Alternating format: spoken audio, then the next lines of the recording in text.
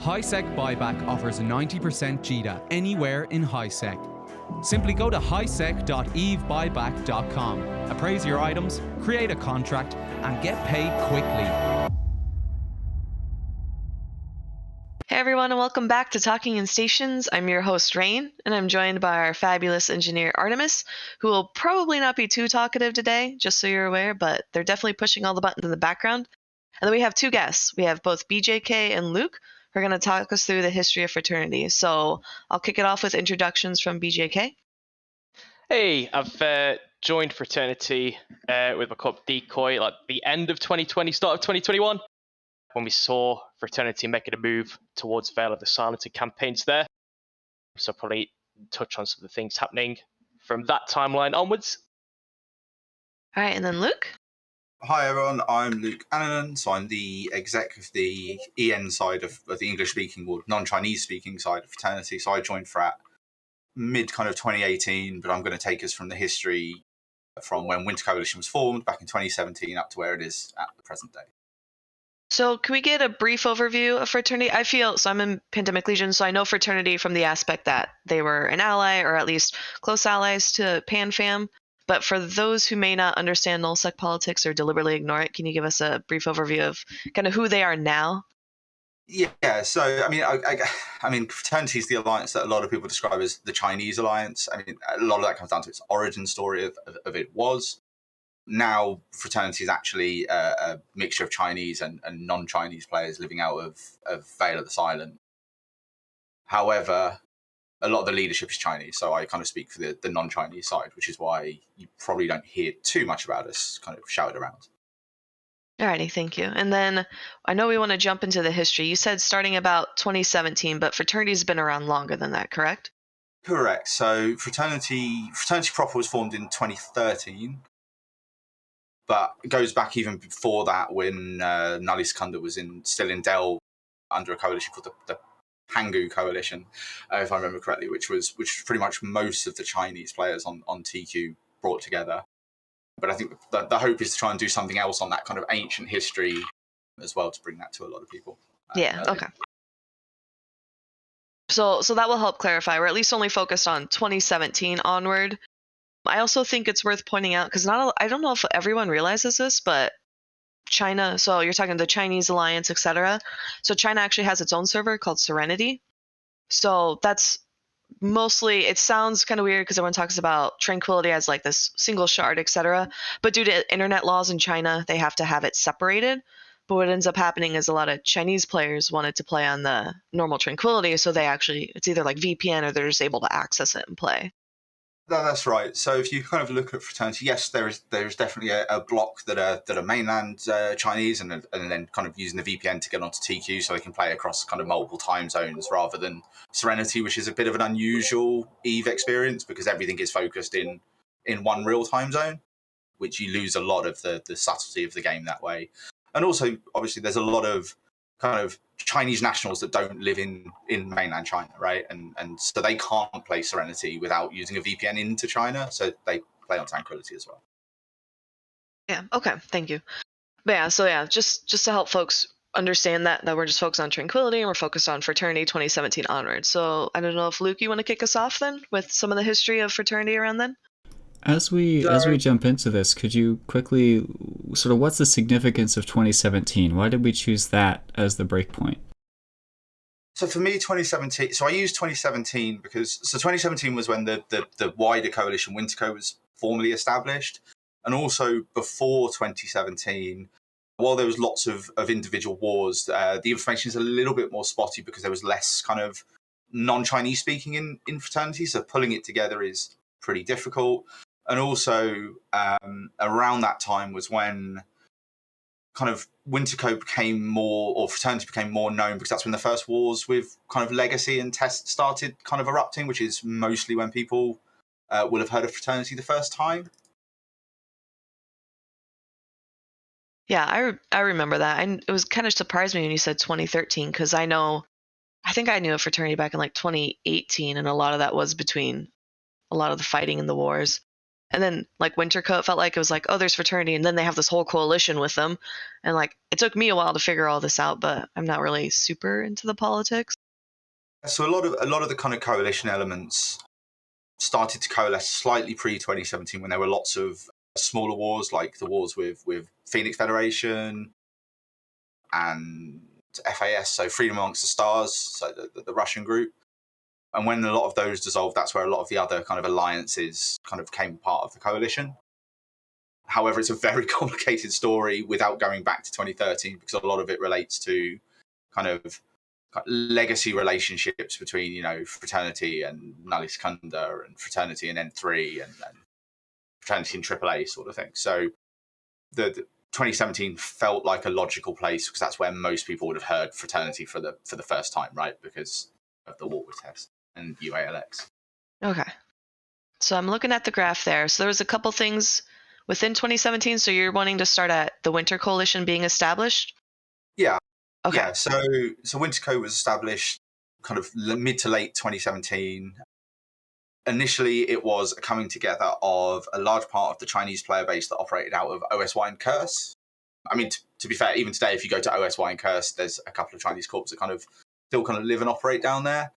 But we decided to come together formally and then start to take SOV between December 2017 and February 2018, which was wars between kind of Winter Coalition and Solar Fleet Alliance. So it's a bit of a name from kind of the past.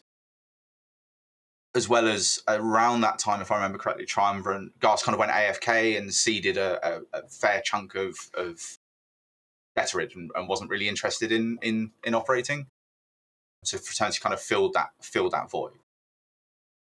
And then the next step of that really was it's on the map in 2018 was the kind of Keepstar onlining in Detterid, and it was done over Chinese New Year, if I remember correctly, and it was quite a big thing because it was the first Keepstar on Tranquility that was from what was fundamentally part of the Chinese community. So that was quite a big deal. And it's worth noting at that time, obviously, a lot of the groups that you see today, like Ranger Regiment and PLA and Goons, were kind of all still kind of wrapped up in Fraternity. So that's kind of gets us to that point. And then probably the first event that everybody really knows Fraternity from was in March 2018, when we decided to drop a Fortizar in QE TAC, which was Immensi, obviously space belonging to kind of Test Alliance at the time. And largely that was a response from Test had a SIG called DKS. I'm not going to pronounce the full name. It's like Dino Commando. It's a kind of German name. And that was one of their kind of hot dropping SIGs. So they were kind of hot dropping pretty heavily in Detterid in kind of 2018. And then that fort went down as a bit of a first step of, you know, the best defense is an offense kind of approach of going, right, no, we you know, if we can't have you on our borders, we're going to push you away because, yeah, well, I think that part's kind of logical, right? And that was really the first time Fraternity had been in a big war. You know, we'd had previous wars with people like FCON and Freedom Amongst the Stars, and we'd have been involved in the peripheral wars kind of early on with kind of Nulli, but that was the first start of the real, you know, the really big wars, you know, kind of Fraternity kind of coming of age. I mean, you're kind of underselling the size of this war. I remember during the war itself, it was like the long war. It just kept going and going and going and going. It did. And when we get to the second war in 2019, that was the 6-month Sino Wall slog, which, yeah, I'll go into that one in detail in a minute. That was an interesting war. But effectively, during that war, we'd kind of pushed. So that was when some other alliances had started to kind of coalesce into Winterco. So the main ones of note are kind of Lord of World Alliance, who are obviously no longer with the coalition, which some people would have seen recently, and Blades of Grass Alliance. So Lorne, so they were formerly from Goons way back when, or from the Imperium way back when, but I don't know their history too well. Pushed from 40 down to the kind of southernmost part of Tenerife. I think I think I've done a Dotland link that you can put up that's got the kind of what the spread of space was at the time. And then obviously UALX happened. So I'll just wait and see if you've got that map. So yep, there we go. So I'm just seeing it on the screen. And so that was what the state was before UALX. And then, then you get to that kind of that battle. And obviously UALX was really the first super fight since BTACR. I can't, like the big super fight since BTACR. And yeah, that was a slog, and it was kind of an interesting situation because you had Legacy and Goons kind of on their Keepstar with the former remnants of the DRF, obviously, who later kind of coalesced to create Fire. And they were defensive on their Keepstar, and obviously you also discovered they have a lot of shield Titans. Shield Titans versus Armor Titans. Shield Titans tend to be able to take a bit more of a punch because of the way that shield reps work. And it was, if I remember correctly, they also still had AoE damage on the death of a Titan at that point, if I remember correctly, which caused no level of server issues because obviously you just got these Titans popping, and well, I mean, people know what smart bombs do now, right? So I think that was the last big fight with AoE Titan damage as well. Yeah, I remember this one because there were so many issues with that fight. Like there was something along the lines like when the server nodes were just doing terrible, and this was when your client would crash even if your game was still functioning. So like it was like saying, so that was like the 32-bit client. So after it reached a certain amount, I don't know what it was, like a certain memory or whatever, it would just crash. And it was like, well, your computer was still doing fine, but the game didn't. So like, I think this was the one where like people jump their fleets in and like half the fleets crash jumping in, and then like half the fleet crashes like when they're in the location. So you see the sign go up and like half your clients just crash. There's no rhyme or reason to it. The first area effect Titan that died, I think I was talking about it, I think we had like 80 Titans DC'd. Like the moment it happened, they just all DC'd. And some of that was, interesting internet as well, right? Because the profile of our players playing the game as well. Yeah, it was horrible. It was horrible. And I think I've passed over a BR, and obviously it was quite a decisive victory, let's say, in terms of ISK. But obviously then the second Keepstar went down in UALX as well, which kind of exhausted, no one wanted another fight like that. I think most people, were pretty exhausted. And obviously there was a lot of stuff trapped in, right? So people spent quite a lot of time in the weeks following extracting assets from underneath kind of Legacy or Test and Goons kind of bubbles. We had kind of Elo on our side doing a lot of the breakout attempt stuff. And I think we eventually got out. And from what I remember, it was relatively low cost. I don't think we didn't lose too much getting out other than those players that accidentally kind of log in by mistake sort of thing under the guns of all the Titans on the Keepstar, similar to what happened to M2, really. Yeah, I was with Elo in those fleets. They so I remember the people with the Titans trapped had a tool that measured everything in space, so you could see if you had all your APIs or the ESIs or whatever from your ally or from your allies, you could see them as a 3D point in space, and then you could pull the data from the bubbles just being there, and so you could see which ones could log in not in a bubble and which ones couldn't. And so you had all the people who could just log in and jump out, do it, like right before downtime, just in case. And then Elo was the one doing the fleets, where it was just like, hey, let's fly some Munins and just shoot specific bubbles based on this map. And that was how it was relatively easy. So knowing that, knowing that was the approach here, because I think it was only like a week. Like it was a hell camp, but it was a week. And like compared to M2, like this one was like peanuts compared to M2. Yeah. Yeah, and I think just look at the numbers now. I think it was about 95% of the Titans that were stuck in there got out, and 70% of the capital fleet that was still stuck there managed to get out. So that's pretty good, right? I mean, that's pretty good numbers. But obviously, at the end of UAX, everyone's tired. It was a hard slog, followed by getting everyone out. I mean, I think most people remember from M2 how much energy M2 sucked out of people, and then having to sit there and go, right, now how do we get these people out of this really precarious situation? It's quite a draining experience. And kind of after that, really it all started to kind of, Legacy started to kind of really push Tenerifis. So they took T2 attack in Tenerifis, and then they killed the Blades of Grass Keepstar that was in 16 AM. And at about the same time, we dropped a Keepstar in 46 DP that was, for anyone that remembers it, very badly timed. So this is what happens when an alliance that's largely based in another country doesn't know the national holidays of other countries, it was dropped to online on, I want to say, Independence Day in America. So it's a really bad time to online a Keepstar against Test, right? They're trying to online it during the American National Day of Independence. So yeah, as not too unsurprising, that kind of died trying to online. I mean, also if you look at the kind of Tenebrous map of 46DP and 77SE, it's one of those weird regionals where you've got to gate through that regional. You can't jump properly over it. So effectively, we screwed up with the jammers being a new alliance. So the jammers didn't online before the opposing super fleet got in there, and at which point, it's game over, right? We're not going to gate our fleet through that regional with a hostile fleet already in system on a Keepstar that's most likely going to die. So kind of at that point, we kind of retreated back into Detorid, and the kind of I'm going to call it an armistice rather than a knit. But it was the armistice that was signed between Legacy and Frat was signed, which was the 6-month non-aggression agreement effectively between both parties. So that was signed. I'm just trying to find my date on my list on the 22nd of September 2018. So that was kind of Frat's pretty bloody first taste of a proper war. I don't know if anyone's got anything they want to say about that bit before we kind of move on to kind of the war, the second part of the war, which was the long 6-month slog. I do want to quickly highlight just how big of a deal UALX was at the time.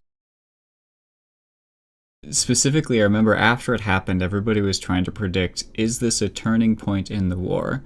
Is this where Fraternity and Winter Coalition and Legacy and all of them, is this when they start losing? Because they seem to have, or if my memory is correct, you seem to have a bit of momentum going up until UALX, and then things flipped. And it sounds like you're saying that was very much due to morale hit from the constant trying to get fleets in, trying to get your people out. It was just exhausting. And afterwards, you couldn't get that momentum back. Am I remembering this correctly? Yeah, no, I think you're right. I mean, there's kind of synonymous, and you can look at kind of what happened with M2, right, in World War B2, right? That sort of fight, it does sap your morale if you're on the kind of losing side, and that second Keepstar kind of put you on the losing side. And also that bubble camp, you wanted to get everyone out, you wanted everyone to be happy. Obviously, the fight operated over, I can't remember how long UALX went on for, but it was definitely a long time for most people. It kind of just burns you out, right? And Frat and the rest of Winterco had already been pushing pretty hard to try and move south in Tenerife, so it was kind of just the straw, effectively, I guess, where everyone went, we're just knackered.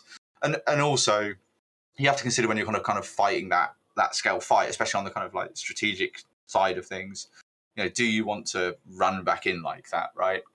You know how it went the first time. You have to think about, do you do it again?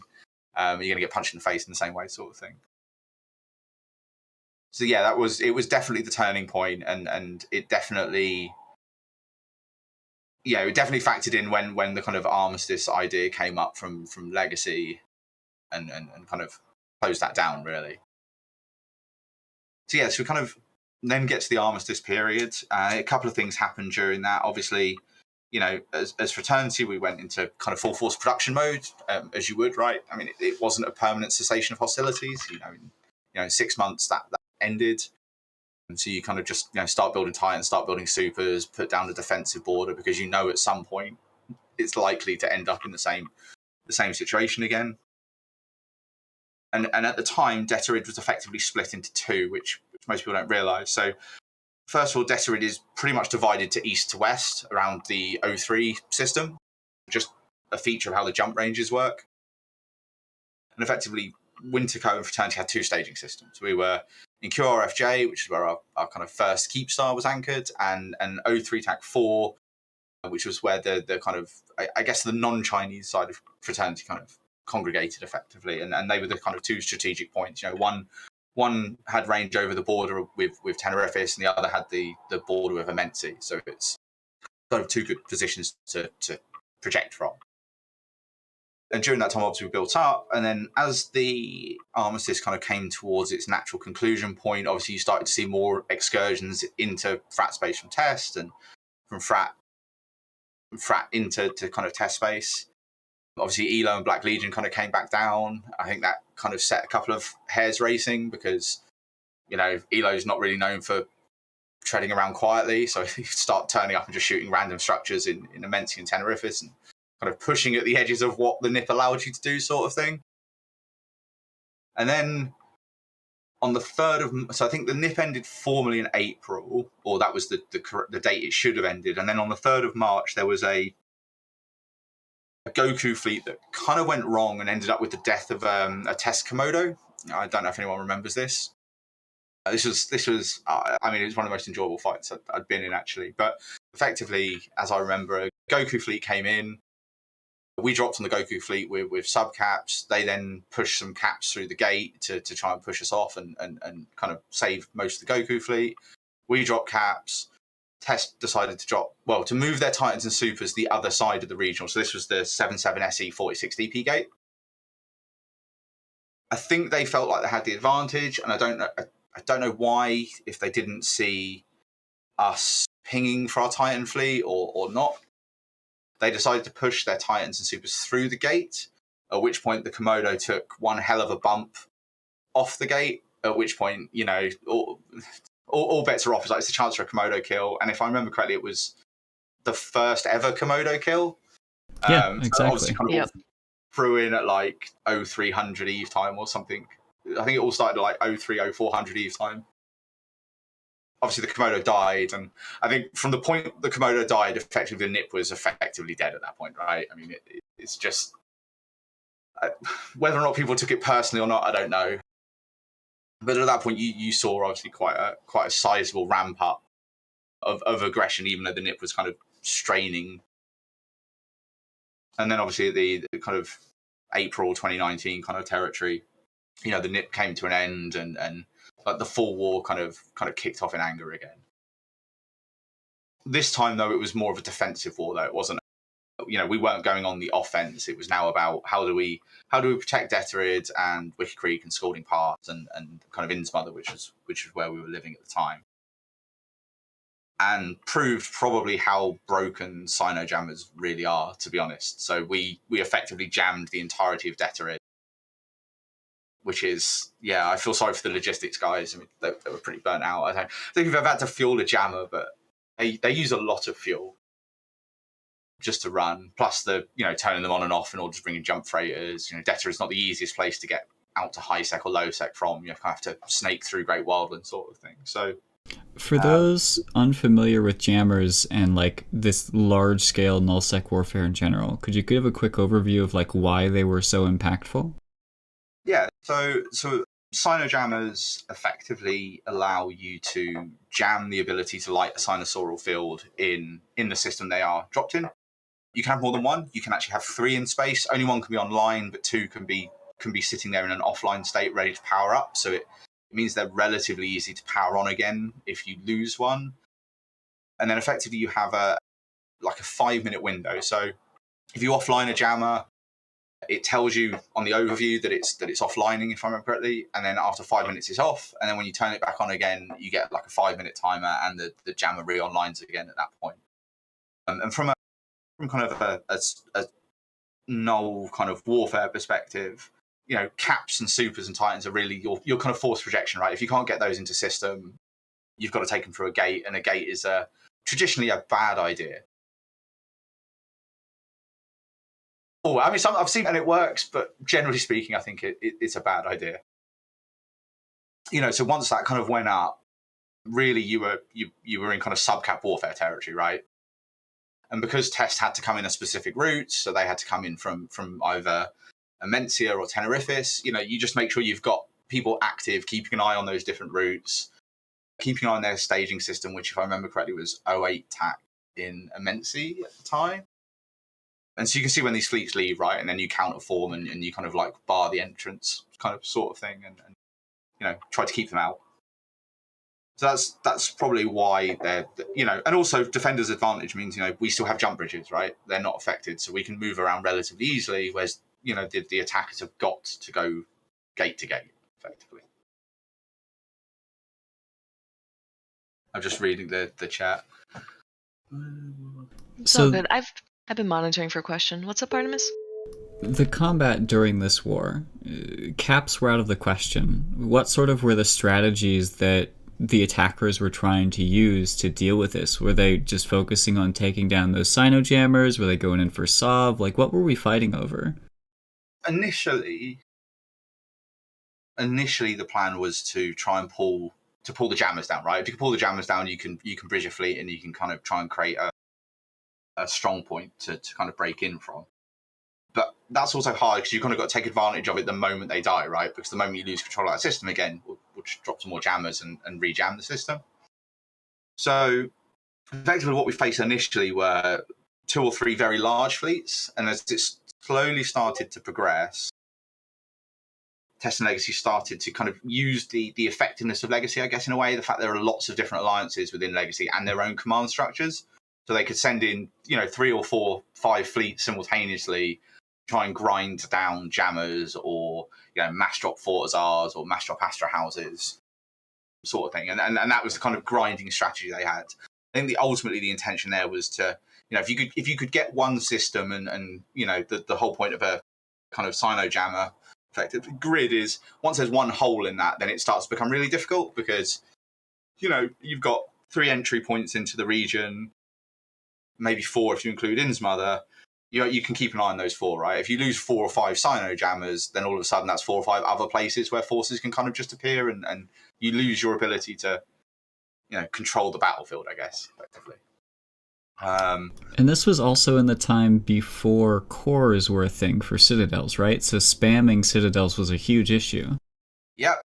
And many a nights were lost fighting over 5 or 6 Fortizars that were all anchored at the same time as each other.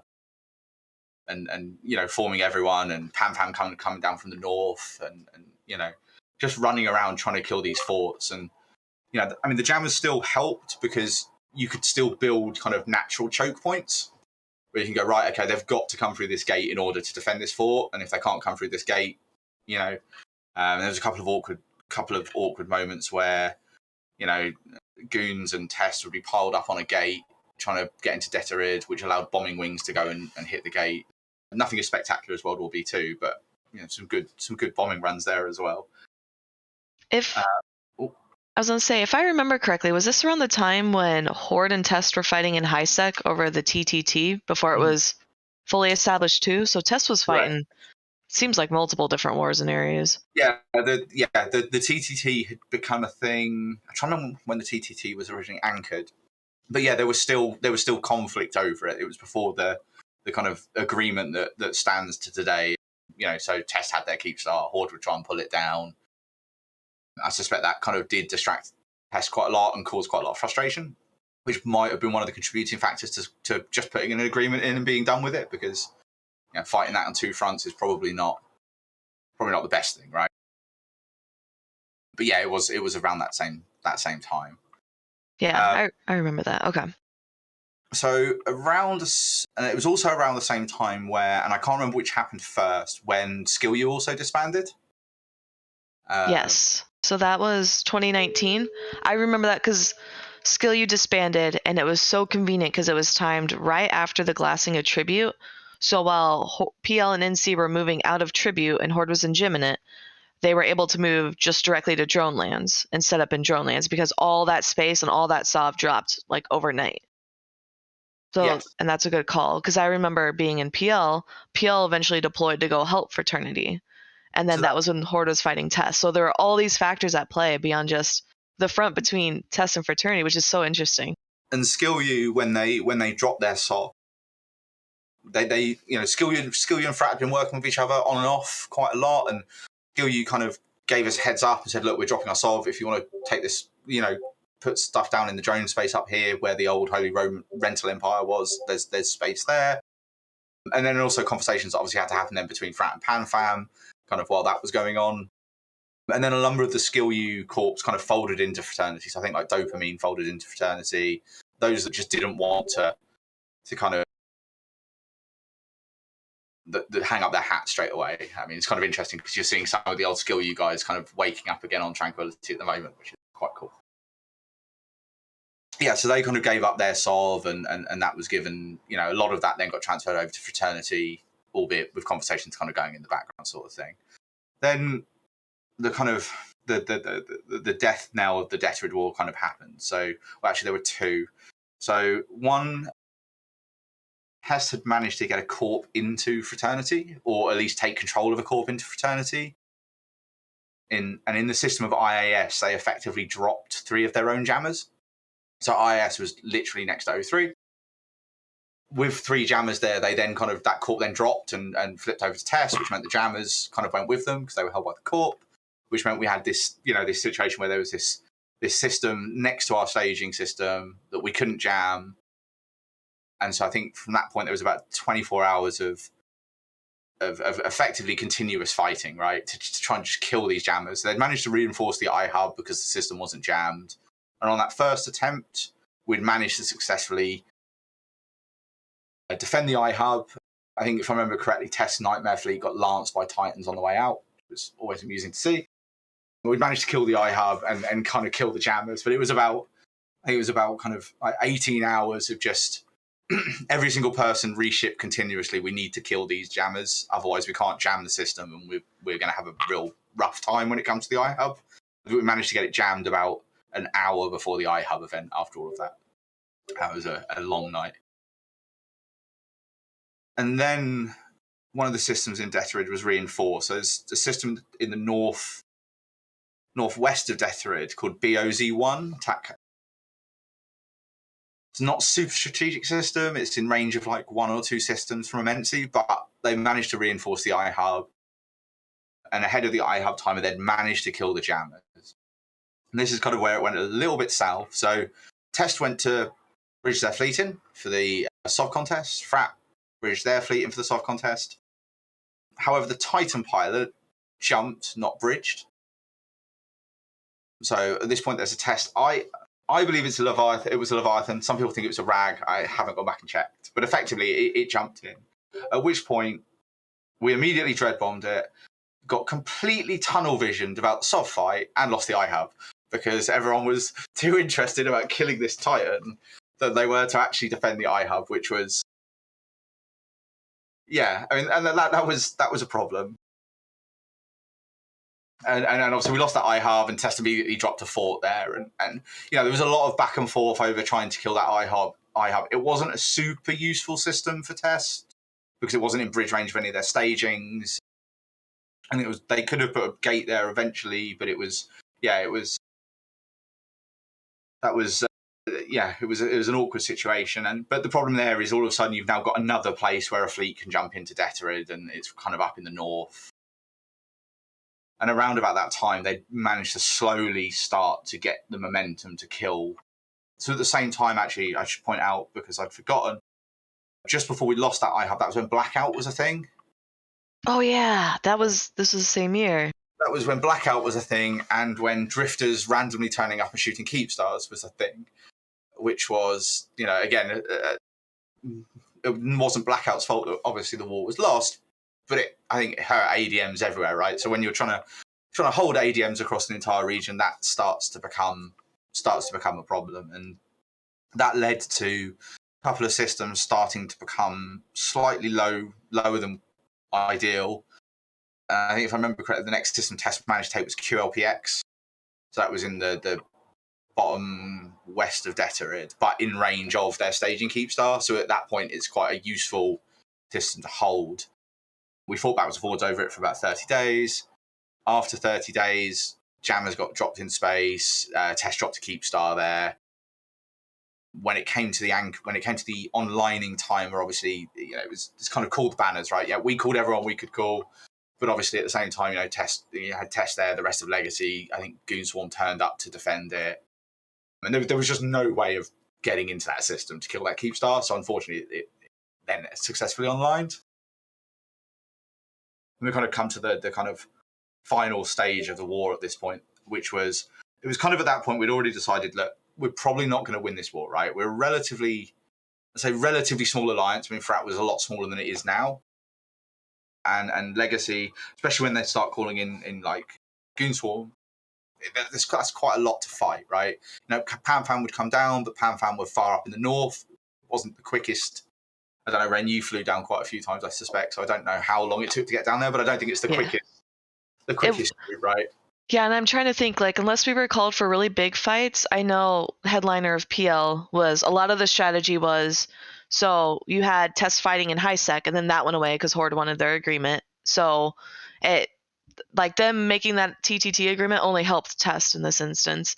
So PL, one of our objectives, right, because PL is small compared to test or fraternity or some of these other large groups. So what we would do is we would do like backline stuff. So we would force them away from the fraternity front, just in general.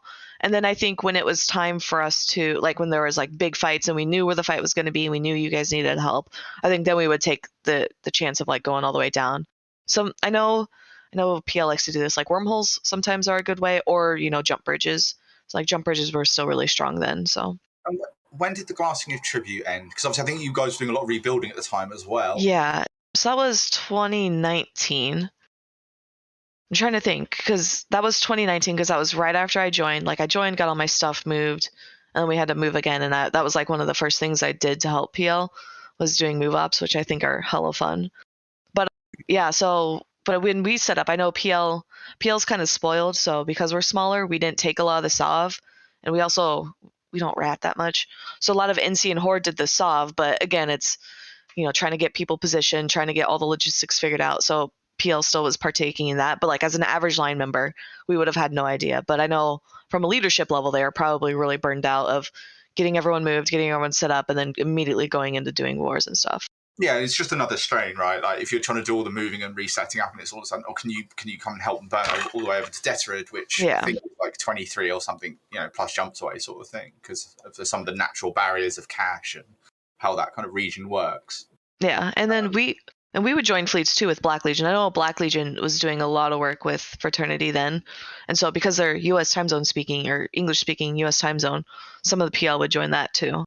Yeah, and I think Elo was, I think by the end of the war, Elo was also pretty burnt out, to be honest. Yeah, it was rough for a lot of folks. I mean, but that's how wars are in EVE. Yeah, so kind of just to kind of, I guess, wrap up on the war bit. So once the QLPX Keep started kind of online, we kind of sat down and went, right, ultimately we're not going to be able to win this, right? There's now too many holes. We're not that large, but we'll give it a couple of weeks and see where we are. And there's no imminent threat to losing everything. And Test, I think it was like 2 a.m. or 2 a.m. kind of Eve time. Test kind of brought quite a large fleet into O3, reinforced the Keep Star because they could, and relatively low chance of them being contested, and kind of then went on their way. And when we went to defend the Keep Star, we like everyone was called, right, and there was a pretty sizable fleet on the Keep Star. The gate had been bubbled and closed down. Problem was, Test chose not to take the fight, which kind of logical. I mean, you've got to push your fleet through that gate, and there's no other way in. And then because we'd centered everything around that system, and because the rest of the region was jammed, those systems that weren't jammed effectively it was open season to go in and toast everything, right? So the SOV and the structures were timed together. So, when the structure was vulnerable, the SOV was also vulnerable. And at that point, like the whole western side of Deterid was lit up like a Christmas tree, effectively. And I think at that point it was kind of, writings on the wall. That's it. We're not going to be able to defend all of these Intosis timers. So it was like 20 or 30 Intosis timers that all kind of pretty much came out roughly together, effectively. That was around about the time where agreement was struck between us and to Test. Effectively, we kind of said, right, we're going to move out. We're going to, I think there was some transfers from Keep Stars. I don't know all the exact details of that one. I assume there was a bit of a fire sale of infrastructure, effectively, and we were given, I think it was, I don't know, 2 weeks to a month to move out, and started the kind of long, winding kind of Sino chain up to the drone region and up to Oasa. So I guess that's probably the end of that particular chapter. So I guess it's kind of going to questions and some of the other bits of that. to put this in the perspective of the rest of like the universe, if people weren't participating in the war, like this was when the universe really felt like it was a two-party system. You had PandaFam, and then you had Imperial Legacy, which is the Imperium plus Legacy Test's coalition, and that was it was those two.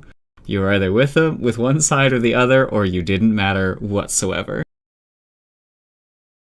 This was also, so we had UALX, and I think after UALX, X47 happened, and that was up in PanFam space.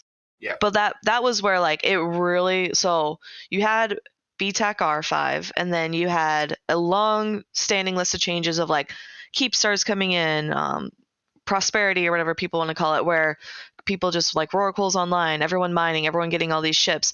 But then what you had is you knew all these groups had massive amounts of capitals and super capitals, and they're like, yeah, man, let's go, let's fight. UALX happens, and it was it was bad to play in that. Like, it was not fun. You were like sitting there watching your module cycle. Oh, client crashed, time to open it again, and like stuff like that. X47 was the same thing. This was when they had the issue too, and I remember this from UALX, where if you were on a keep star and you're a Titan, you fire your Doomsday, and in theory you have like that 5-minute timer, which is extended in tie-dye, and then but with sitting on a keep star, you automatically tethered after an hour, or not after an hour, after a minute.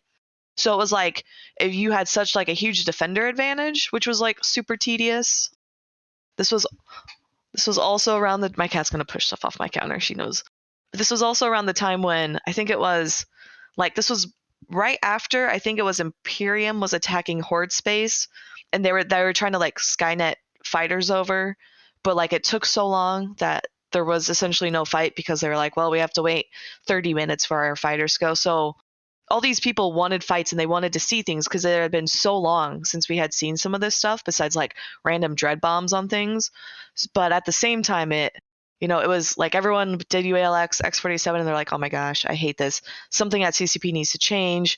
Like, this sucks. Everything, it's not fun fighting, even when you're winning, because of how tedious it was. And that's when CCP started to come in and change some of those mechanics, right? So the tether, they changed. The explosion damage or whatever, they change. And so a lot of that made stuff like M2 tech, which we see later, made it a lot more manageable, and that was really nice. Yeah, and I do think a lot of people, I mean, when I think about like bad servers or things that cause the servers to fall over, I also think of like FWST, right? There was like 6,500 people in system, and actually most of that wasn't the super fleet, right? That was people. I mean, there was the PanFam, the kind of Pappy super fleet, I guess, but a lot of it was kind of subcaps and dreads flying around, and actually it was relatively. I mean, they just turned off Crime Watch, hadn't they? At the time, I think they just stopped the bounty stuff. Yeah, and the difference was noticeable. Whereas when he was talking about UALX, it was like, oh, there's 500 people in the system. Well, good luck doing anything, sort of thing. Yeah, no, that's a good call out too, because we had more than just M2 with World War B2 or Vietnam. It was actually like super convenient. Like, I remember all those Keepstar jobs in NPC Delve, like people were excited to fight. Like, they were like, yeah, let's go. And it was hard. Like, it was hard effort, right? You still had to pay attention, you had to focus. It took a long time, but nobody was like, oh my gosh, that was so tedious. I clicked my buttons and spent 2 hours doing absolutely nothing because I clicked them and it didn't work. And then my client crashed 5 different times and blah, blah, blah. And so like that, I think like that's a huge, like this war between Test and Fraternity was like huge for helping like quality of life of the game. Even on top of like the quality of life and people wanted to fight, this is also happening at the tail end or right smack in the middle of Rorquals Online, right? So you have probably hundreds of pilots who are just now getting into their first super or their first Titan. They've never flown it in a battle before. This is their first chance to get their super capital in an actual real fight. They are chomping at the bit for that opportunity. Everybody wants this, and stuff is relatively cheap, cheaper than it has ever been before. Like during X47 as an example, it was amazing to see, I think it was the Imperium, who used just tackle super carriers. So they jumped in a super carrier fleet at 0 at the Keepstar in order to tackle Titans so that they could keep them from tethering and doomsday more of them. Like, this is the sort of crazy environment that all of this stuff is happening in.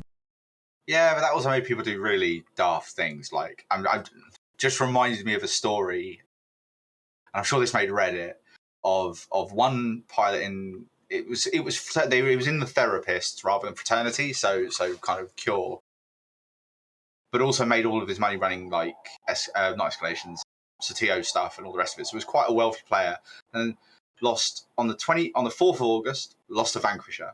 On the 29th of August, lost another Vanquisher because they didn't know what they were doing with them. Right? They'd kind of ground they'd ground like ISK for injectors, which is a whole other subject, I guess, and kind of bought these really expensive Titans and were just yeeting them around space. Yeah, as I say, this guy lost 2 Vanquishers in the course of 30 days. I think there's probably a record there somewhere. Whether it's a good record is a different story. But That's hilarious. I remember that. I can't even remember the story now. I think one died just moving home and decided to move home without the rest of the fleet. And so just jumped into some random system where tests were waiting for him. And I think the other one got warped off the Keepstar down to a test siege Astra House and just died on the Astra House unceremoniously.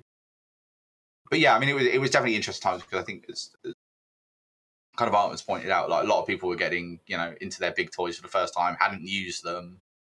I mean, you kind of have to coordinate with them and go, yep, you've had this for a year. Now it's time to actually use it and all the weird mechanics that kind of center around it, sort of thing. Yeah. Yeah. So I guess at that point kind of comes to, I guess what you'd probably call like more modern era frat, right? So kind of heading up to the drone space, probably more of the frat that new players recognize as the kind of Panda Fam era, I guess, because both alliances were up in the drone space. And, if anybody looks at drone space, you kind of can't, you don't want to fight inside the drone space because the region is so overlapping of each other that it would just, it's an interesting region. So we kind of snaked up to through In's Mother, through Cash, which is not Cash out of passage. I just have to look at the map now myself because it was Cash. Cash again is one of those weird regions. There's like a weird natural boundary up into Outer Passage, and we got held up in Outer Passage for probably about 2 months. We kind of stayed in Outer Passage while we were building up Oasa and Peregrine Falls, getting our infrastructure down, getting our staging system set up. And it was also a good break, right? Because everybody that was now in Outer Passage had already spent the best part of two and a half weeks moving across 5 or 6 Keepstars to get into Outer Passage. So we cool down there, just take a break, refuel, do some ratting, make some ISK back. We were out at the front line at that point because, if the war was to follow, it would have to follow up through In's Mother, through, and some of the entities in the war, like Fire, for example, were wanting to recolonize In's Mother. I think part of their argument at the time was that it was part of their ancestral homeland, just like everywhere else. I have to ask, Luke, were you in leadership at this point in Fraternity? So I took the reins of director in Fraternity when we were in the middle of that move up, effectively. So one of the things, obviously, when you lose the war is you tend to lose a chunk of members, right? No one likes being on the losing side. And a lot of the non-English speaking side of, the non-Chinese speaking side of Fraternity kind of moved out into another alliance called Vindictive, which people may or may not remember, they kind of held up in Outer Passage and then latterly joined Legacy. So a lot of the non-Chinese speaking corps left. I think there was about 3 of us left, maybe 4. And at that point, I kind of took the reins over that part and kind of gone, right, let's, kind of almost put it into care and see how we rebuild it and all the rest of it when we get to our kind of back home. So that was when I kind of moved into leadership. And I should have mentioned that bit, actually. And the reason that I ask is I'm really curious what the mood, or just generally, was it chaos? Because you mentioned you just lost a war. That means you're losing players. Your directorate, your fleet commanders, they're often extremely burned out after constant fighting, constant industrial upkeep of all those Sino-jammers, all those citadels. And like in the wider context, Fraternity is this relatively new alliance. Winterco is a relatively new coalition on the grand scheme. You've participated in 2 major wars, and ostensibly lost both of them. Like, did this take a toll? What was the mood like in Fraternity, just from the inside? It definitely took a toll. So on the, obviously speaking for the non-Chinese side of Fraternity, it definitely took a major toll, right? I mean, as I say, we lost most of the corps down to about 4. I think it's about 4. It might be 5, and I'm doing someone a disservice. The kind of Chinese side of Fraternity, I mean, they'd spent the last 6 months fielding jammers and everything else. I think they were all burnt out as well. Obviously, our main FC at the time for the coalition was Elo, and he'd shifted his time zone, his kind of sleeping pattern about 3 times during the war, as Elo does. And I think he was majorly burnt out, and it's time to take a break and kind of So yeah, the morale was pretty bad. That said, we weren't dead as an alliance, right? And I think that was the thing that we tried to focus on, right? You have the war with Test, and if you kind of see the wars over the years with Legacy, most alliances that got in the way of that wrecking ball that was Legacy either died or kind of became part of Legacy effectively, right? So we'd survived, and it's just you could get to that place where it's like, right, let's rebuild, we'll try again, we'll learn from the mistakes, of which there were many. Being a young alliance, you kind of overreach and realize that's a bad idea. But yeah, the morale was low. It started to pick up again as we got into Awassa. So when we got to Awassa and we were kind of like, right, we're settled, it felt like safe space, obviously. It's up in the drones, it's not on the front line. Felt relatively unlikely that Test would kind of chase up into the drone regions for obviously various kind of geopolitical reasons of the game. And yeah, we just then sat down, started rebuilding, working out how we can make ISK, how we could get people active again, how we could kind of start training up new pilots, new FCs, because obviously one of the biggest things is when you lose a lot of your corps, you lose most of your FCs at the same time, right? So it was a low point, but you can either quit or push through it, and we kind of just took the view of let's push through it, let's not just fold and give up, sort of thing, if you know what I mean. Were there any key decisions made about, like, hey, let's try something different, let's change the way we're doing things, maybe the leadership structure during this time? I mean, obviously there was partially through people leaving, partially from me taking up my role, we did pull the leadership structure apart quite a lot. So one of the things we tried to do was create a situation where the two sides of Fraternity were a little bit more self-sufficient, a little bit more autonomous to each other. What do you mean by the two sides? Sorry, that again, Artemis? What do you mean by the two sides of Fraternity? Sorry, so what I refer to as Frat CN, which is the Chinese speaking, and Frat EN, which is the non-Chinese speaking. Obviously trying to operate an alliance that has two majority player bases 8 hours apart from each other is quite a complicated thing to manage. So we wanted to ensure that while we're one alliance, they kind of had their own redundancy in their own command structures.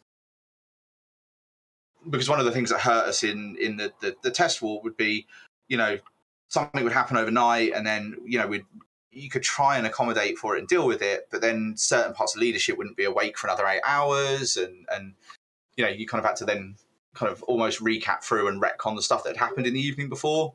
So by doing this kind of leadership division, it meant we don't question each other generally as leadership. So if one makes a decision, and even if we disagree with each other, we keep that private. Do you know what I mean? So that was the kind of start of that rebuild exercise, as well as bringing in some new directors and some new FCs and things like that, who could kind of had that vision to help rebuild. We also changed a little bit about how we managed our FCs, in the sense that historically, and I don't know what other alliances do, I'd be interested to hear what PL do, Rahne. Historically, unless you were kind of like a skirmish FC and above, you were restricted on what doctrines and things you could use, which is what we used to have in Frat, at least. And at that point, we got rid of that and basically said, if you're an FC, you can use pretty much any subcap doctrine. You then AAR it at the end, and we'll talk through whether it did go well, whether it didn't go well. And that way you get the experience in those things, because one of the things we found during Debtor Ridge was our newer FCs didn't get the experience in Eagles and Munins and the things they needed in the big fights, which meant it all rested on 1 or 2 FCs. Yeah, a lot of what PL does. So PL has we call it FCI, but it's essentially people who help out the FCs. And a lot of time, like anyone in FCI is able to ping. So for example, like if I do, a lot of times I'll do like Logi Sino work or whatever. So I'll be an FCI, and then it's like, oh, if Rahne wants to run her fleet, I can just ping for it and I just do whatever I want. Now, granted, the confidence people have in me determines what they actually, if they join my fleet and if they actually bring the ship I want. So just because I can ping, hey guys, get your Titans, fleet on Rahne, doesn't actually mean people are going to go out and do it. But it does help, for example, right? So a lot of times, and usually in PL, it's more like a group effort. So obviously headliner's our main FC, but that doesn't mean headliner's sitting there by himself making every decision solo and doing all the work solo. So he'll have other people there to help him to get like relay intel or to do something like on the side, like when we do Entosises, somebody else leads that. If we have a dread bomb with subcaps, somebody does the dread, somebody does the subs. Same with like bombers or people target calling for like Jackdaw or support ships in a fleet. So that's kind of what we do. So it's not really limited. It's all based on how much you want to volunteer and step up, but it's also people's confidence level. So like I said, if I ping for Titans, people are going to be like, Rahne, what the heck are you doing? We're not bringing you Titans to your fleet. And that was kind of one of the, like, we previously had some limitations. So if you were a junior FC, it was up to X value. If you were a skirmish FC, it was more. And some scenarios that works really, really well. In other ways, it doesn't, because, as I say, you just don't train up the FCs with like the doctrines you're using mainline, which means they never improve. And we kind of abolished that when we moved into space. When we moved into OASA, it was like, you know what, go do it. If it goes horribly wrong, let's just talk and progress through it and work out what you need to do differently, and you know why you chose that doctrine, and kind of like encourage more growth, I guess, rather than expecting people to know exactly what they were going to do. Yeah, and I like that approach, especially because it feels weird when people say, oh, I'm an FC, but then they're like, I can only fly caracals. And it's like, well, you can fly more than caracals. Are you only comfortable flying caracals? Or is it your organization is prohibiting you from flying anything else? And I always think that's weird to have FCs, but they don't really FC everything. They can only do like this very like little narrow scope of something. I can maybe understand it if it's like, hey, you can ping for subs, don't ping for caps. Like that makes sense to me, because I feel like you can, like, FCing subs is dramatically different than FCing caps, but yeah, that's it. I just always thought that was weird. So I like that approach that Fraternity's taken. So that would have been, yeah. So this would have been late 2019, I guess, early 2020 at this point. So we kind of bunkered down, you know, kind of rebuild, allow people to refill their kind of wallet sort of thing. And also kind of went full force into like, how do we grow? Do we recruit more corps? Do we find ways of helping the corps kind of grow themselves? At the time, we put in a whole load of things for new bros. So, you know, even if it was just ISK making, right? It was, oh, here's a whole load of public moons. They just frack, just go mine them. We're not going to ask for tax on them. We're not doing anything like that. Just go and make money. So it's kind of fully into the rebuilding thing. And then we get to early, I'd say like spring 2020. So pre-World War B2, we'd kind of refilled our kind of coffers. And we're like, well, where do we go next? Where do we go and find some content? And you go look at the map and like, well, we don't really want to go down the east. We've just fought Test. Don't really want another war with Test at the moment. That's kind of going from the frying pan into the fire sort of thing. Actually, did we have the conflict in Cash before that? Can you remember when that was, Rahne?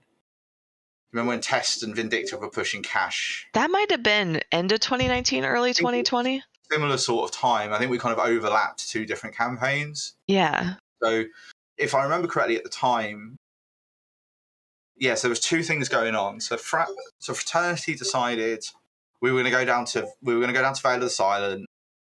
This was before any of the kind of like move-in stuff or any of that.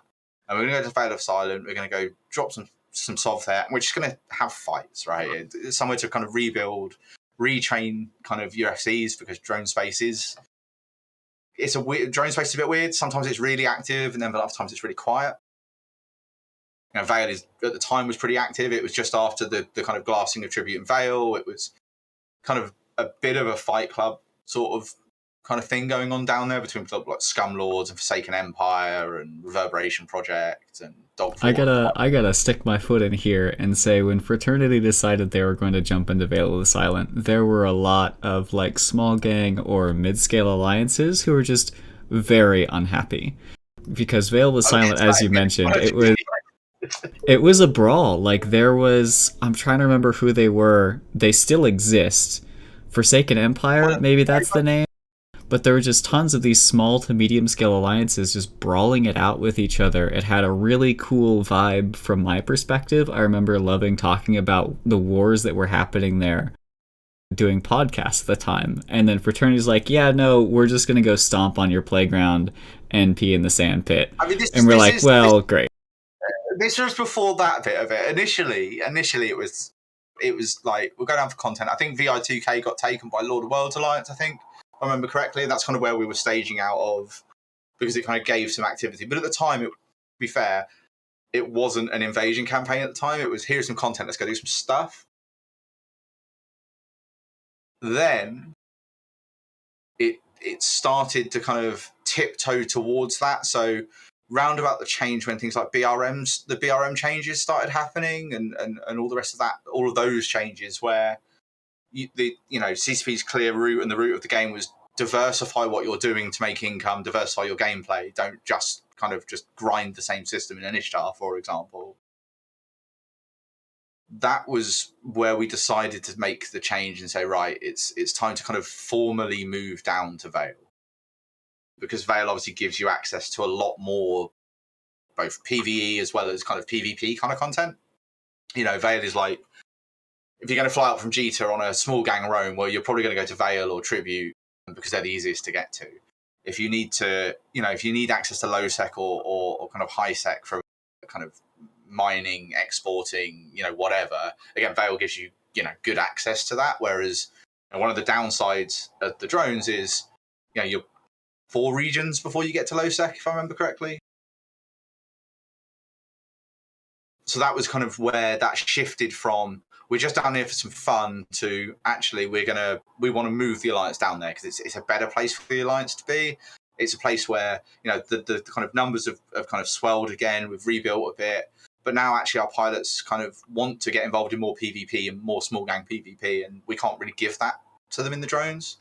Whereas Vale has a lot more of that.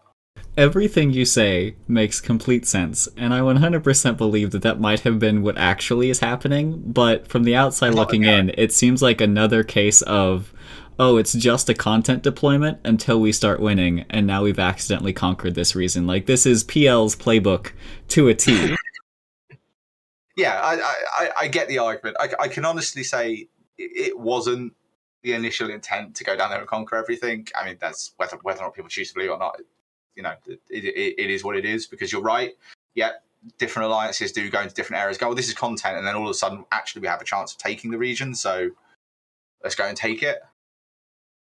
But yeah, I mean, ultimately, it was to kind of get to where we are like now, which we'll talk about in a bit, to do with PanFam and Fraternity, and PanFam and Windico not being formally blue with each other, and kind of reconfiguring the game, at least in the north, and alliances and all the rest of it. You can't do that inside the drones either, right? So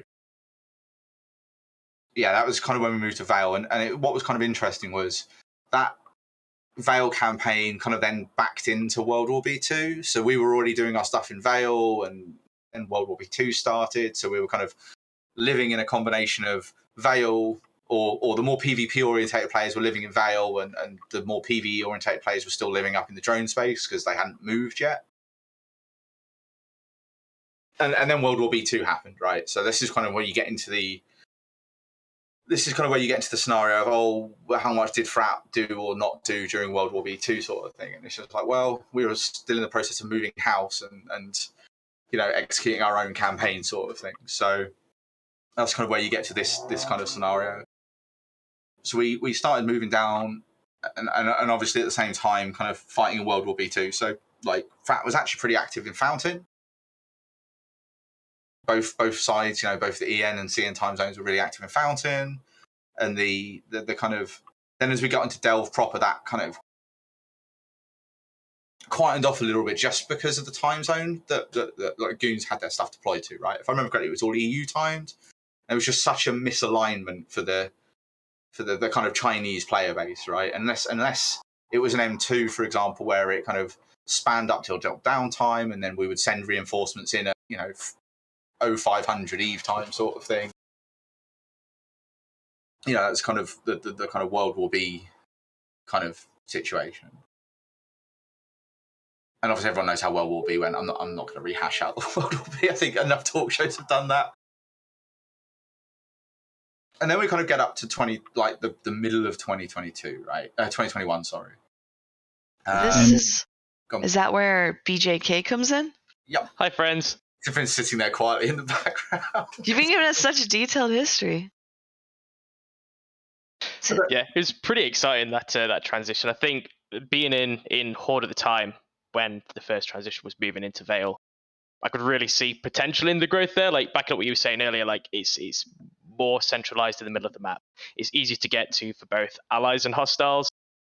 There were a lot of really good EU time zone groups in Vale at the time, like Quote, Scumlords, French Connection, sorry, Toilet Paper were there. You had Rote Capel, like loads of really tight groups that were really, really hard to fight. Like you said, like went in and tried to steamroll it or destroy that little sandbox. It wasn't that easy. They really put up a fight. Do you want to talk a bit? I guess I'm going to give you a couple of minutes, VJK, because I've been rabbiting on, because you did a lot more in the kind of Vale tribute, the kind of moving from Vale and taking tribute side of things. And I guess you might have your thoughts on that as well. Yeah, those definitely really exciting times. Like I say, moving from Pandemic Horde at the time, we just finished that big wrapping up in Vietnam or World War B2, where the last few fights were taking place. Personally, I was looking for somewhere to bring all my friends back together. We built our corporation, looking for somewhere to grow, somewhere to build. And out of everywhere on the map, looking at how Fraternity were trying to push into the EU time zone and US time zone and really build something there. So conversations we had, Luke, back at that time, there was definitely something huge to be had over here. The first few fights we had were, against Toilet Paper, and they would form triple digits, and I think we'd form 40, 50 on a strat up. Man, that was some uphill stuff. But like I first got my real taste for PvP in like 2015 with Triumvirate, and where like every day 1900 on the dot they would form a Rattlesnake fleet or a Cerberus fleet, and they'd storm from UM1 into LXQ2 until they took all of Ethereum Reach. Like, whether they would win or lose, they'd still do that every single day. So trying to take on everyone in Vale and Tribute at the same time, you'd know, like, we'd start forming, you'd have your eyes in 3 different staging systems because nobody wanted Frat to move in there that currently live there. You'd see like people start grouping together, and whether or not we could or couldn't take the objective, we would still go out. Like, we'd start in Munins, realize we can't win, so we'd reship it to Caracals and just play instead. And every single time we'd try and make that push. And we had a lot of really good fights. I think for us, making sure there was something to do, making sure people had a reason to log in. Like from a pilot in the Delve War, at the end of every day, you had something to talk about. Every day you had a reason to log in because there was always something happening. So how do you sustain that? Well, you get involved in a campaign of someone trying to take more space. So yeah, huge stuff happening in Fraternity and Vale that really caught my eye. And there was a lot of energy momentum when I came, seeing just how many non-CN players were here. Like, the kind of good vibe community that was being built at the time was really inspirational to see. But probably one of the biggest fights we had was finally trying to push the D7 ZEC iHub from Toilet Paper. I think we were still staged in H5 at the time, so just the MR4 Geminate bottom right hand corner entrance into Vale of the Silent. We're pushing in from there, and I think there were 2 big things that happened in that fight. First of all, we formed so many pilots in H5. I think we formed like 250, 300. It was a lot for the server. Trying to bridge out of that one system, like 50% of the fleets made it, and 50% of pilots couldn't either take the bridge, couldn't take a Stargate out of the system. Like, there was 2 minutes until the timer started, and we had hundreds of people trapped. That is so weird. I've never heard of that. It was weird mad. situation. It was almost like the node wouldn't let you off of it for some reason. I wasn't like, we hadn't reinforced it, right? We hadn't put a reinforced request in for 5H because it was like, why would we reinforce it? We're just going to leave. All of a sudden, just couldn't exit this one system. I've never seen it before. I've never seen I've seen some weird server performance. I've never seen a system refuse to let you leave a system. Yeah, like seeing all the fights that happened in Delft previously, where you'd have like 1,000 people logged in each system at any given time, to just move in what felt like a relatively small fleet out of a system that was nuts. But that was the first thing that went wrong. But like, secondly, Toilet Paper put up a really, really good defense. We really fought hard for that iHub, but they were just better on that day. And yeah, we had to back out of that system. And then the FCs got together and thought, right, well, we want this space. We want to live here. You know, we just lost this, what's supposed to be a big fight for us. How do we move forwards? Well, every single day, 1900, let's go out and do something. Whether we hit an Athanor, whether we follow up an existing timer, like whether there's always going to be something to do. We're the aggressors here. We've got the luxury of picking what is or isn't important to us, and then they've got to react. And I think over the course of a couple of weeks, we'd finally managed to push Winterco into a position, push the Free Men of the North in a position that it was a bit too much, and they decided that, well, we're going to have more fun as a group if we didn't have to do all of these defensive timers, so let's go and have fun elsewhere. And yeah, that was finally taking tribute. And after that system fell, because the groups against us were a lot of smaller groups, once you eliminate one of them, you can then start picking off the other ones. Like, if they were all together, it was very, very difficult to fight. But when you start focusing on one at a time, it became slightly easier to push and make progress there.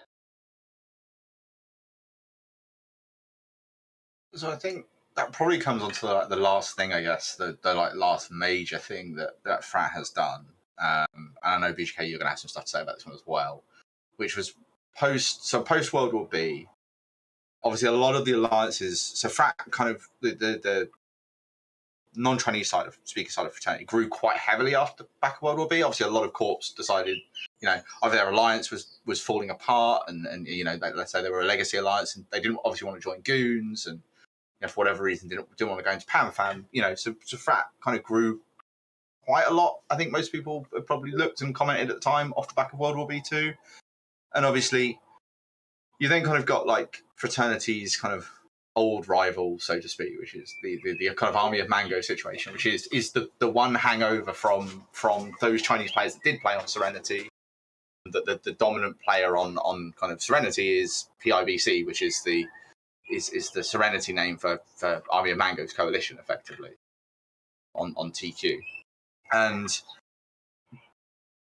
from memory serves correct, it was AOM, Evictus, and Vindictive kind of broke away at the back end of the war and kind of held up in Esoteria and decided that's where they were going to kind of plant their flag, even with everyone else kind of moving back north. And as part of that process, they renamed their kind of coalition, right? Because at the time it was just AOM, and they renamed their coalition to PIBC. And for a fair chunk of Fraternity players, them renaming their coalition to PIBC took the animosity to a different level. It's right, no, you're now trying to create, you're going to try and make history repeat itself on TQ sort of thing. And it's time to kind of go to war and have the fight that everyone's been going on about since 2018 that's going to happen when AOM arrived on the server.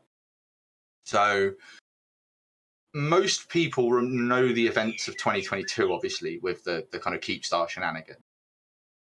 But before that, in about September 2021, the non-Chinese side of Fraternity deployed to UTAC-W in Stein, so just on the SO border, and effectively spent the time trying to chip away at the kind of non-AOM parts of that coalition. So in this case, it was largely Vindictive, although they were not massively active, and mainly Evictus, who, and there's a lot of Frat players from the kind of Test War and Deterid that were still around that kind of wanted to pick a fight with Invictus as well, because they were involved in that war, and it was a little bit of a grudge match.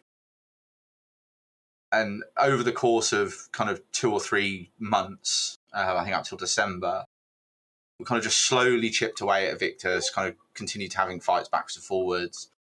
And I can't remember when exactly, but I think it was it December that Invictus decided to fold as an alliance?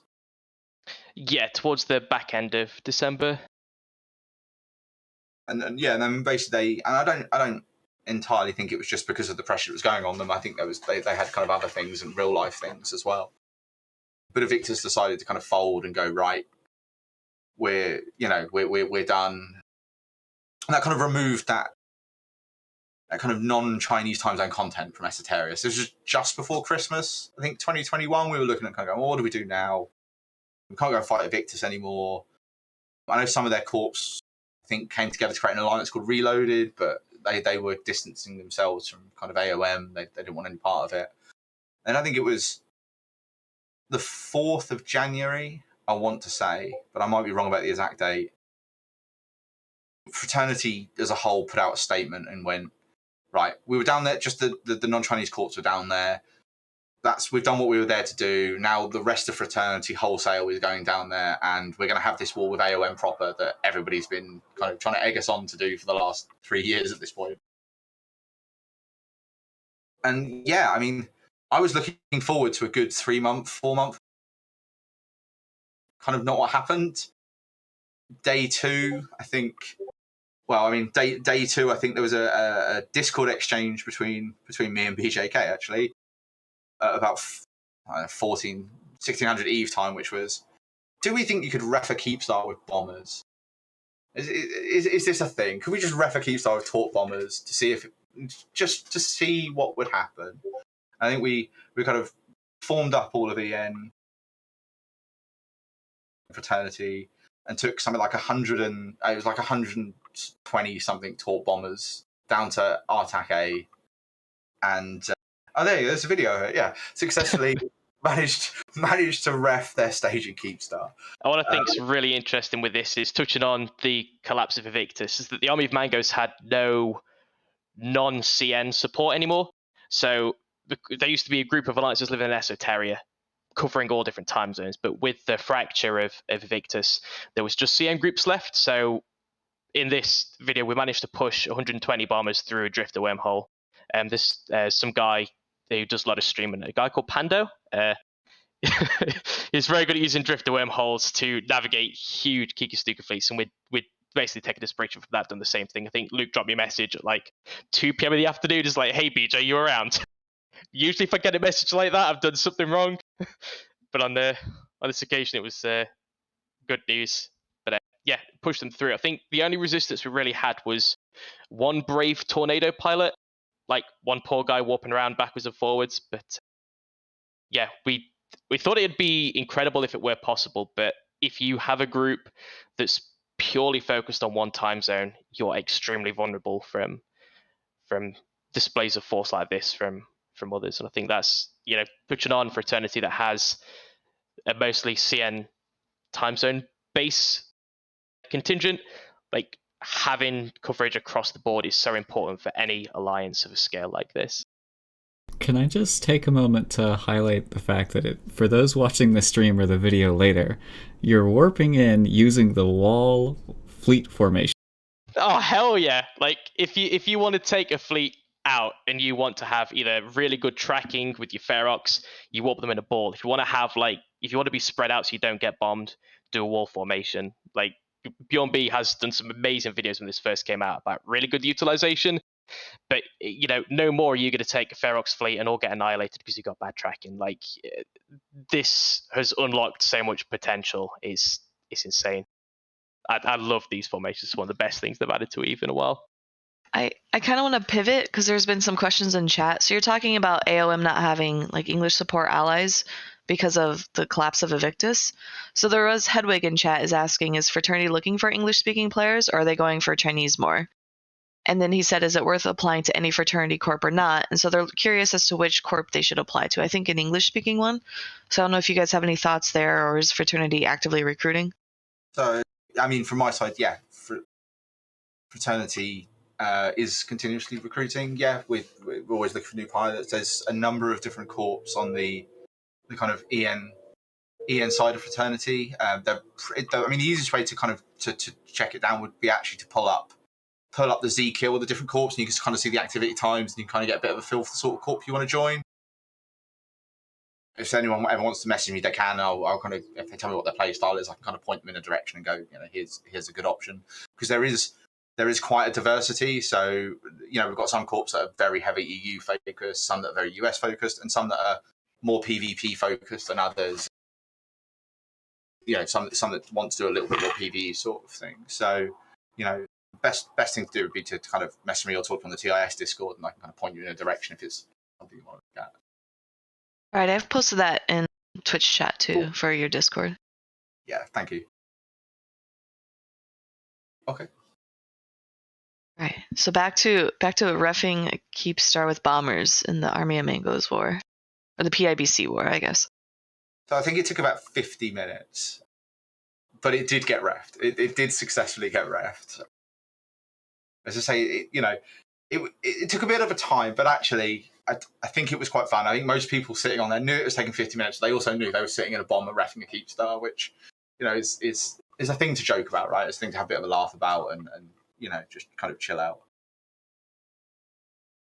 And yeah, so that got reinforced.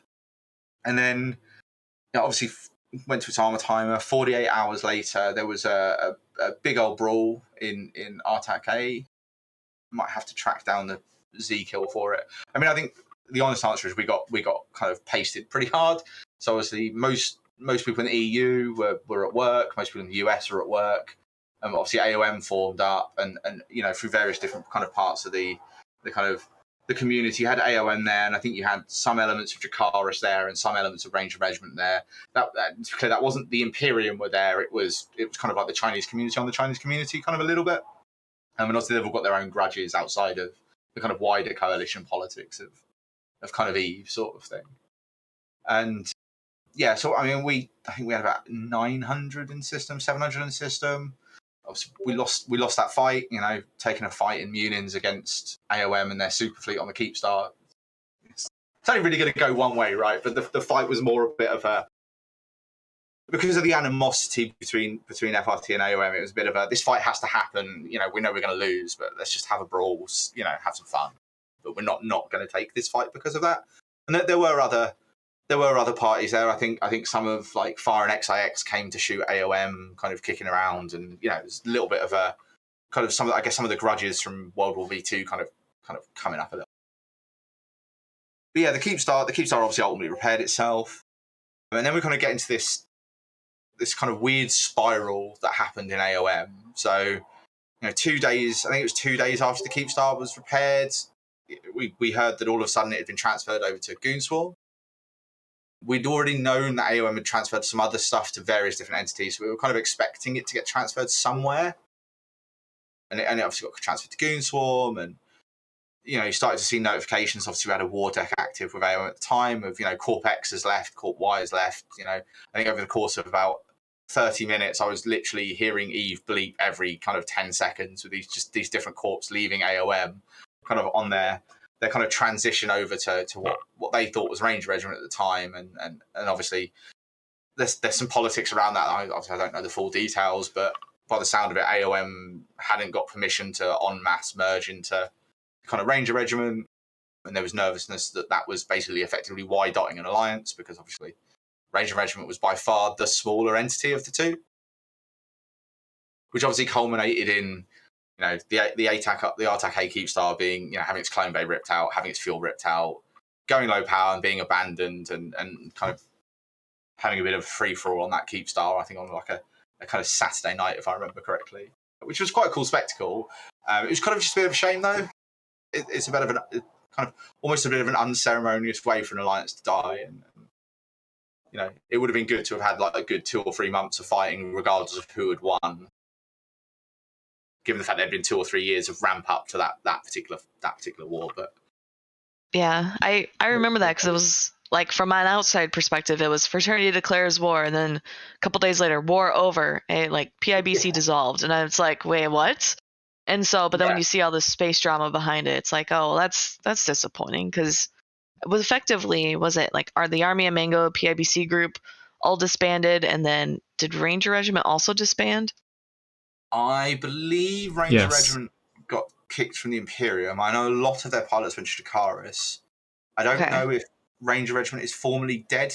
I know their leadership said something about we're going to go into hibernation and come back maybe at a later date, but I haven't been tracking yet, I must admit. Yeah, so like sorry, what were you saying, BJK? Oh, sorry, I just got to add that it's we joked about that at the time, that we'd just completely collapsed two relatively large alliances. We called it like a speedrun challenge, like killing two alliances in 71 hours with no death clones, no dreads, no carriers, no supers, no time, like a proper speedrun challenge you'd see online. Is it the delete AOM speedrun challenge, NDC, ND, NC, NSNT, 71 hours? Yeah, so like, it's hilarious, but at the same time, I thought that was like kind of sad. Like, you had these alliances which had, you know, their history, they had their beefs with the people, and now they no longer exist. So from like an outside perspective, I thought that end of the war was kind of sad, because usually, like, I would prefer like normal wars where you just fight and somebody gets kicked out of an area and they just move. Like, that's at least entertaining, because then it's still people staying in the game and whatnot. Yeah, and I will say one thing. I mean, I kind of agree, right? It's actually not good for the game for an alliance to die, right? Because for every alliance that dies, 20% of them will never kind of come back. They'll leave. That's it, sort of thing. And that is bad for the game. But in this scenario, it's kind of, it was their own actions, right? They transferred to Keepstar. I don't know the story of that one, but it is sad to see a couple of alliances die, regardless of any form of animosity, because that's just another 200-300 people that are not logging in. To be fair, yeah, for sure. And I guess the only other thing the last point in notable point in history, kind of up to this point, is the kind of Poshvan.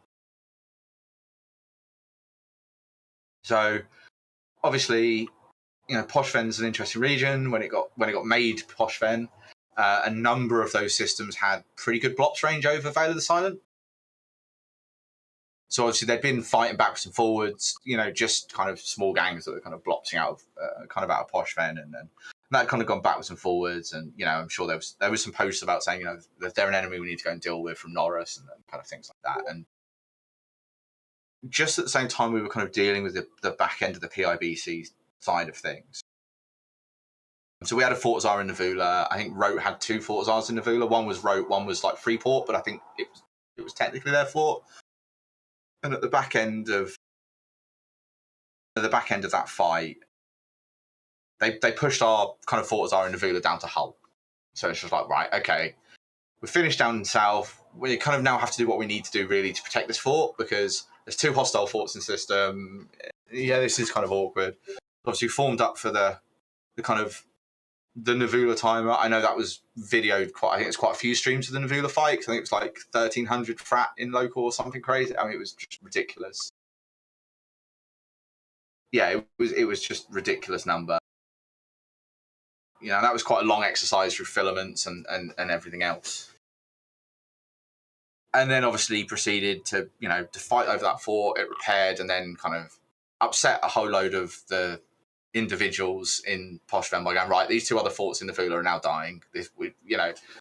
From a protection perspective, we need to protect this fort, and if every time we leave the system is getting reinforced, kind of that's an issue. So that kind of executed that campaign in kind of Poshvan to kind of clear out those kind of structures that were hostile to us. I know, BJK, you did a lot on that, so you probably have some takes on that.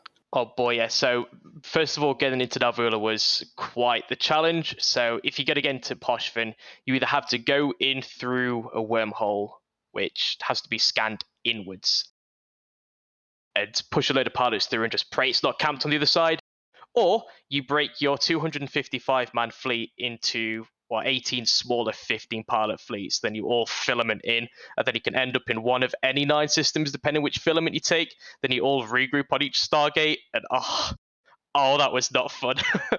The amount of times we're like, so if you wanted to get into the target system, we're in the top right corner now, Vale. So you'd break your fleet down, you'd have your dot line open, you'd have your pre-made bookmarks on each gate, and you're just like, okay, if you're in this system, take this warp, jump. Okay, you need to drop fleet and join this fleet. Okay, everyone who's in this system, take this warp. And I think we formed like 3 hours before the timer just to get in. And when you're finally in system and the fleet's like, okay, right, it's taken us 2 hours, let's fight. And you land on grid with the timer, there's still an hour remaining. Everyone, you can just hear the collective sigh across everyone in comms. It's like some people aren't like, you used to just fights where you undock and go. But a 3 hour setup was just unheard of. People were not happy. But then as soon as we were in that final system, we had one fleet camping one gate, one fleet camping another gate, and it was just an endless stream of people trying to get into system, because anyone and everyone we've ever annoyed, which appears to be quite a few people, was trying to dogpile in and get involved in this timer.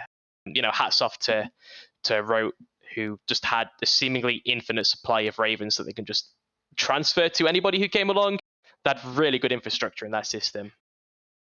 It took a long time to wipe it out. But yeah, the logistics of getting in was a nightmare. But finally grinding to push the hostile timer into hull.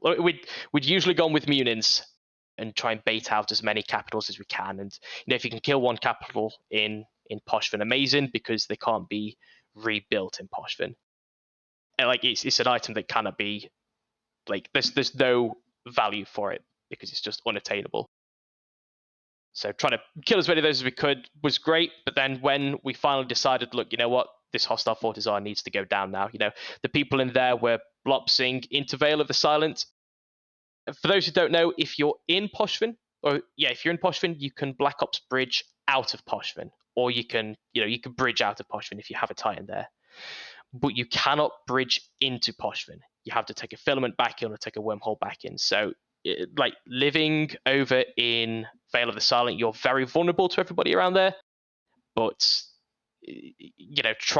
there's no counter for it. You can't go back in and harass them. So on the one hand, we had our Fortizar that was pushed into Hull. We didn't like that, so we took action. But the other hand is that for months our EU and US time zone was being camped on nearly every Ansiblex and every Sino beacon and every Stargate within 3 jumps of our staging system. So it was a long time coming. When we decided we wanted to go for that, we tried a completely new doctrine for us. We used Roke's 290 off the Fortizar itself, and we had everything move around us. So knowing that they mostly had Ravens, we just sat on the edge of their range. And if you're taking a fight, we just drew a line in the sand and say, right, we're going to sit here in this position. If you want to come and fight us, you have to come out of tether range. You have to bring your caps to us, and then we will fight you. We're not taking that fight on your structure at 0 anymore. You've got to come to us. I think we've got a pretty good video here somewhere of how that fight went down. And I may be jumping the gun, but eventually you guys were able to purge all of the structures in Navulo, right? Except your own. Yes, yep, all of those went down eventually. But again, we used the wall formation here. We took that fleet into that position, and from here, this is just super sped up. You could see every fleet kind of dancing around where the block of battleships were. We just kind of sat there and made everything move towards us. You can see there was a Goonswarm Tornado fleet. There was a Volta and Snuff Cerberus fleet moving around. Yeah, we had Rokes and one Mutant fleet contingent bouncing around too. But these kind of plays don't happen in Null because you could just sign on top of our Rokes at 0 with Jackdaws and win. This fight could only have ever happened in Null Vale, and seeing it go down like this in 2022 was pretty wild. But yeah, for us that was a nice statement to be able to control that. But yeah, that's probably the most recent campaign we've had. It's been a hell of a lot of fun. Other than maybe the Snuff Bubble Camp, but I'm also conscious we've blabbed for an hour and 40. So I am I am still curious about Pochvan. Like, you put a lot of effort into it. Clearly, it was a good source of content a few months ago. Is it still an important part of Fraternity's holdings? Is it big for like income and that sort of thing? We definitely have pilots that use Poshvan in the same way other pilots do for their income. So to a degree, it is still definitely a place for income. One of the other things that's quite unique about Poshvan is obviously actually it covers quite a large area on the map, right? So you can kind of use it to get across quite a lot of space relatively quickly if you already have the signers on the outside ready to go. So it's quite good to move blobs through and kind of in a similar way that you might use drifter wormholes, but with a bit more consistency. We still definitely do quite a lot of stuff in Poshvan. Wait, so how does that movement work? You like wormhole in and then Titan bridge out? Kind of, if you change the view to Constellation, so a Constellation name. So at the moment it's TCU ownership. Yeah, because perfect. So there's 3 kind of filaments to get in. Either the Cry Perrin, the Cry Veles, or the Cry Svarog, and you take either 5 or 15 pilots. And when you take that filament, you and up to 14 other pilots will get sent to one of those systems, but it's completely random which one. So if you want to bring a 256 pilot fleet through, you have to break your 256 pilot fleet into 16, 15 pilot fleets, and then each of those groups has to take its own filament. Then you could end up in any one of those systems that's named the same as the constellation. So like we'd do that and you'd be in a random spot in dead space. So we'd be like, oh, okay, we were going to take the Cry Perrin, and then some of us would be in the constellation, some wouldn't. But if we're all coming into Nalvula, you could have half the fleet in Arcella, you could have half the fleet in Canola, and then it's very hard to push into Nalvula because you've got 2 halves of a fleet trying to get into one system, which is what Snuff and Volta did when they tried to come in. But we'd instead taken the filaments to the bottom right-hand corner. So we had a bunch of people in, let's say, Alia at the bottom. We'd say, right, if you're in Alia, everybody take this warp, jump into KUL. Okay, now everybody in KUL take this warp to Tun. Everybody in Tun take this warp to Harver. And it takes so long to get in, but once you'd finally made your way to the right-hand side of the pipe, your entire fleet was together and you could push further into Nalvula. And then you've got one 256-man fleet trying to storm a gate rather than 2 different groups. I think the other point, Artemis, what you were saying about kind of like rapid movement, right? It's if you kind of consider Poshvan as a whole, and you kind of then add to that filament sort of thing. So if you kind of filament into the kind of bottom left constellation, for example, and kind of end up in somewhere like Vale, you can Black Ops bridge, because obviously that still works. You can jump to a Black Ops Sino in like Genesis, for example. That's actually a really quick way of moving across the center of the map. So Genesis to the left of where you are now, just down. It's the black one. So you can kind of move around. So it kind of gives you a little bit of additional kind of way of going to find content, because you have that range through Poshvan, which I know some people definitely use it for. It's also nice too, like as compared to wormholes can probably cut down travel time, especially if you're trying to get into Poshvan. But wormholes will also take a lot of effort to scan down, especially drifters. Like a single person or 2 people doing drifters can still take an hour, and that's if you get lucky on what you're looking for. Whereas Poshvan's that consistent, very easy to get to. It just takes some time. Consistency is a big thing, right? Yeah, like you guys were saying, it's the consistency, because you always know Navula's always going to be there. You can always get into or out of Navula. And like from kind of like, yeah, so like from Vale you can get down to kind of Genesis, and then from like Raravoz you can get down to Providence. It's quite a lot of space covered, just because of the way when it was created, the kind of systems stayed where they were in like relative to everything else. It's quite an interesting region for moving through. And that sort of brings us up to present day. I think the only other thing of kind of like note since then was the snuff bubble camp in 4H. I know it's been documented quite a lot, and those bubbles are still there today, right? So to be clear, that camp is still there. We still know what's logged off inside. It's a lot less than was there previously. I mean, but that was great, right? I mean, effectively, it was Snuff doing what Snuff do best and dropping on something, and having like, I think it just so happened that the kind of right or wrong, depending on whose perspective you're taking. People were still logged into the game when that happened. So it was just kind of screeching on comms the moment the server kind of logged back in again. It's like, right, just get bubbles.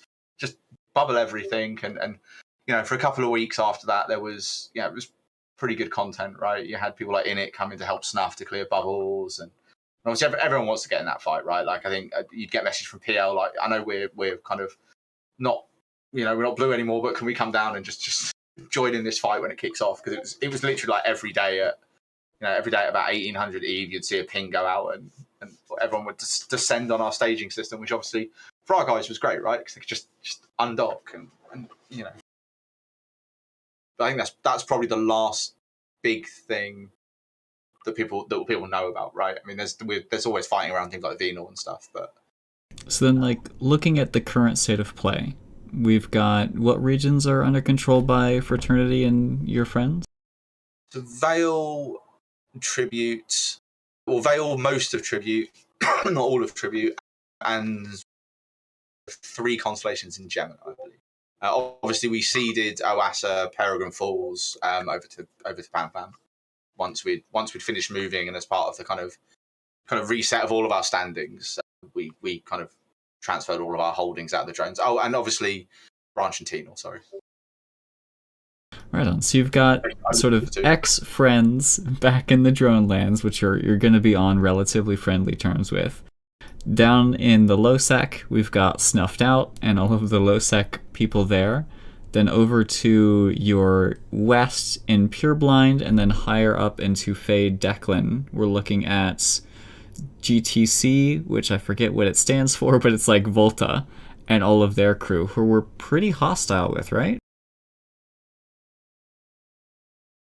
Yeah, they went through a period of coming round in like Drake Navy issues most days and hitting antiplexes. They've got a few really decent FCs over there, but over the last few months, a lot of pilots from Volta have transitioned out of Volta and into Snuffed Out. So like there seems to be a constant cycle of people permacamp in Vale, right? So like there was a corp in Horde that would camp us 24/7. When they left, Rote Capel started. When they left, Volta started. When they left, Snuffed Out started. When they left, the corp from Horde came back around. And then when they left, a different corp in Horde started camping us. So like there's always something to do. There's always someone to shoot. So like we're not strike. Like it's not it's not bad at all.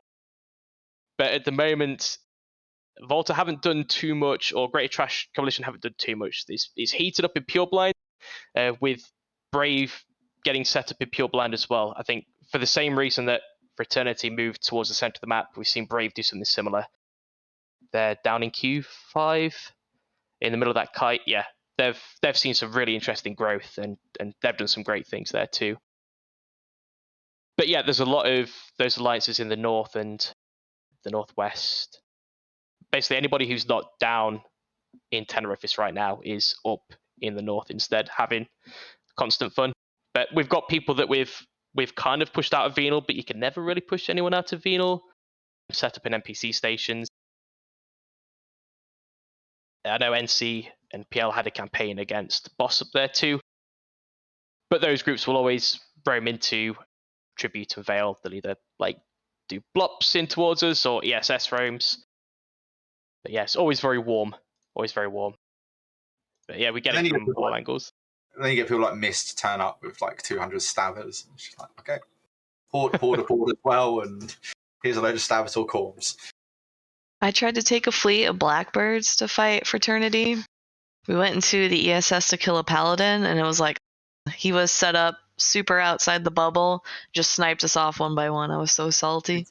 No. I did get a message from, who was it? From Rich Richmond, when he was still super active with like the ESS stuff. He just sent me a screenshot of him jumping into an ESS in Vale, and there had been like 15 golems in there or something silly. And it's just like, this is not fun. It's just... Yeah. Well, we've kind of learned from getting slapped by doing that ourselves. So like we'll see an ESS notification in the region, we'll go and see what it's all about, and there'll be like a stabber inside, and we're like, okay, there's like a stabber and like 10 harbingers on D-scan, we could take that. Let's just, take 15, 20 people, it'll be fine. And then when we go in, 10 paladins decloak 200 kilometers away. We're like, where did you come from? Like completely unscouted. Yep. They'd been there for like 15, 20 minutes trying to set up. So like watching that happen to us, we're like, okay, we know we're going to rat in 4H. We know we're going to rat in P3EN. Let's put our own stuff in that system ready. And we have, like, in quite a few of these systems now, we have our own Marauders set up. But yeah, we learned that from other people, we'll say.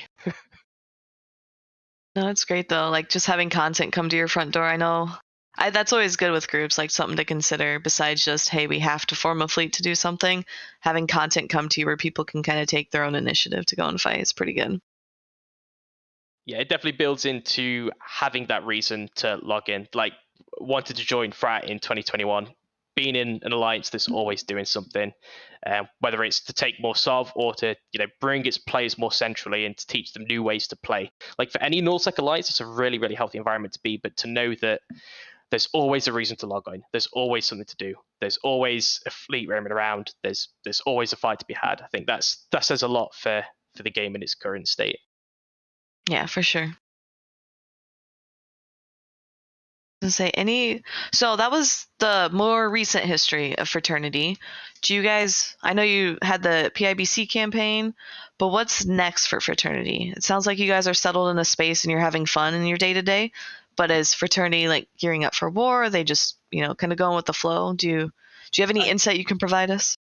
I think at the moment, I mean, like EVE in general is in a really strange place at the moment. I think it's fair to say, like, I mean, if you just look at like the concurrent play count at the moment, right, it's back down to like the blackout sort of level, and some of that's because of changes CCP have pushed, but also some of it's a snowball, right? If you take a load of people out of the game, then there's less people around, there's less people to fight if that's your play style, and it kind of almost gets into this kind of horrible self-feeding kind of feedback loop, right? Of there's less people, so people log off because there's nothing to do. And I think that, like my kind of personal big focus, I don't know, the big focus for kind of frat leadership at the moment is just about making sure there's still reasons for people to log in and making sure that we are chasing those small fights, or we are seeing what's going to go on somewhere else, that we can take those people that want to kind of engage in those fights over there and do it, rather than just kind of, stagnate and kind of get fed into that kind of loop of there's nothing to do, so people aren't logged in sort of situation. Does Fraternity have like SIG, special interest groups, or I think Horde calls them BIGs or whatever? Like, are you guys doing that as well, or are you more corp based? We do have special interest groups. We've got some special interest groups around things like Poshvan and Blops and incursions. We do encourage corps to kind of go and do their own thing as well. Corps should have their own autonomy, right? They are corps. It's the the smallest collective group of a player in the game. It's and I still kind of stand by what I said previously on other streams, which is that execs are there to serve the corps and corps are there to serve their members, and that's kind of like the social hierarchy of the game sort of thing. So we will encourage corps to do their own thing as well. We don't like block SIGs or anything like that. If an FC comes and I've got this really cool idea and this is how I want to do it, we tend to be pretty supportive of that sort of thing. As long as it's not something like crazy, like I've got this SIG of 100 paladins that I want to fly through Delve or something, I don't know. But generally speaking, we'll support kind of ideas when they when people bring them forward, sort of thing. Awesome. And I've seen LB post this a couple times. Can you explain what Polaris Mercenary Alliance is, who they are? So Polaris Mercenary Alliance, unlike what LB is saying, it's not a SIG. It is another Chinese group. Yes, Fraternity has a relationship with Polaris Mercenaries, just like a lot of groups have relationships through shared history and things, but it's not a SIG within Frat. I think his other comment was, it was something, it sounded like Fraternity has alts within Polaris Mercenary Alliance or something like that, but I don't know what that was about. I mean, I guess it's possible. The Chinese community obviously is very specific. They're friends, they fly together, sort of thing. But formally, Polaris Mercenary Group is part of Fraternity. In fact, if we do the kind of prehistory thing at a later date in the ancient history, there's even a point in there around kind of 2013, somewhere around BTAC, where Polaris Mercenary Group kind of became their own thing, and where PLA became their own thing, and a lot of them used to be together under one community as kind of a very small number of Chinese players on TQ. So there is a relationship there, but they're not formally part of Frat or anything like that. Okay. LB's claiming that they shoot blues, which sounds like a them problem It more does than sound a like a big problem. I feel like he has beef with y'all, but maybe he's mixing you up with who was that other group in the South? He was fighting against someone like Horde and Test and whatnot. I mean, as Vishik said before, we seem to have a lot of enemies, so Yeah, you could join the line. maybe could have shot LB before. I don't know. It's possible. I'm just giving LB a hard time. He's on staff, as you guys know. No, I don't. So if that covers everything with Fraternity, I guess we could go to more general news before closing out the stream. I don't know if you guys had any prior thought or any more thoughts, or if you're ready to transition. It takes sounds silence. good. I think, All right. I think that probably covers most things. Yeah. So Eve Scout / Signal Cartel. It's really funny. In my notes, it says nerding out. So they're celebrating 1 million wormholes. What is it? 1 million wormholes scanned or jumped? Jumps? 1 million wormholes jumped? Okay. I thought it was going to be scans, and I was like, that is insane. But 1 million wormhole jumps is intense. So that's exciting. That's exciting for them. So those who don't know, Eve Scout is I would say passive is probably the best way to describe them. They don't actively partake in PvP in any way, shape, or form unless in self-defense. And they run a lot of programs such as conveniently named the Eve Scout program like website where you can actually track Thera wormholes. And so they have the Thera bookmarks, which are public, the wormhole, whatchamacallit, mapping, I would say. I don't know if you would call it that, but you can search. So if you're stuck in Thera or you need a quick way home, instead of scanning yourself, you can just search through the Thera bookmarks and then try to get home or to wherever you need to go. So huge props to them. They have some notorious names. Started out with, I would say, Johnny Splunk. I think that's the right Johnny. Johnny Splunk, who's done a lot for Eve. Minxie, who's done a lot for Eve, and Katia Say, who's also done a lot for Eve. And then those are just like the top leadership that I remember off the top of my head. They have way more. So great organization and huge props to them. Yeah, the crazy part about Signal Cartel and their whole scanning thing is they're able to track how many wormholes they jump through because they have this like AI companion thing that members can opt into using, and it does some tracking stuff through the ESI, and it's generally really cool from what I've heard about it. But they just created a data dump of all of this information about the systems they visited or the jumps that they did, and they're going through and pulling out random interesting bits of data. That's really impressive. Holy cow. That's super interesting, but props to them. That's exciting. I don't know. Like, I feel like do you have to be in Signal Cartel to use it, or can it does say anyone can use it, I think. Yeah, No. I don't know where you get it. Probably there's somewhere on their website that talks about, it even has a name and I forget what it's called. Copilot Allison. Yeah, it's in their website. They have a wiki page for it. Nice. So hopefully if you want to track that stuff, you guys can get that, which is always hilarious to me to offer to Eve players because Eve players are notoriously paranoid about spies and stuff like that.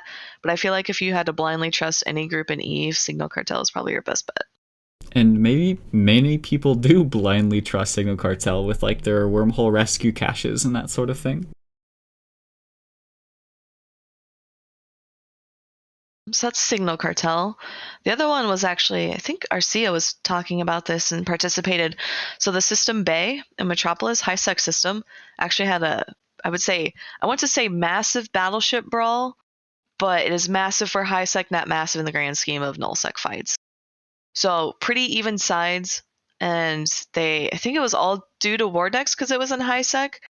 So you had like a couple smaller fleets kind of going at it, fighting, and it actually resulted in like some pretty decent like battle report. People just brawling it out and whatnot. There was the comment that because it's high sec, Logi was really difficult to do because you cannot rep neutrals, which also, so I say neutrals, but neutrals also include people not in your corp or alliance. So if you're in a high sec war deck and you try to rep someone, you have to make sure your safety's green so you don't accidentally give yourself a suspect or a criminal timer. So that was really interesting. Many times have I died not paying attention to that particular mechanic.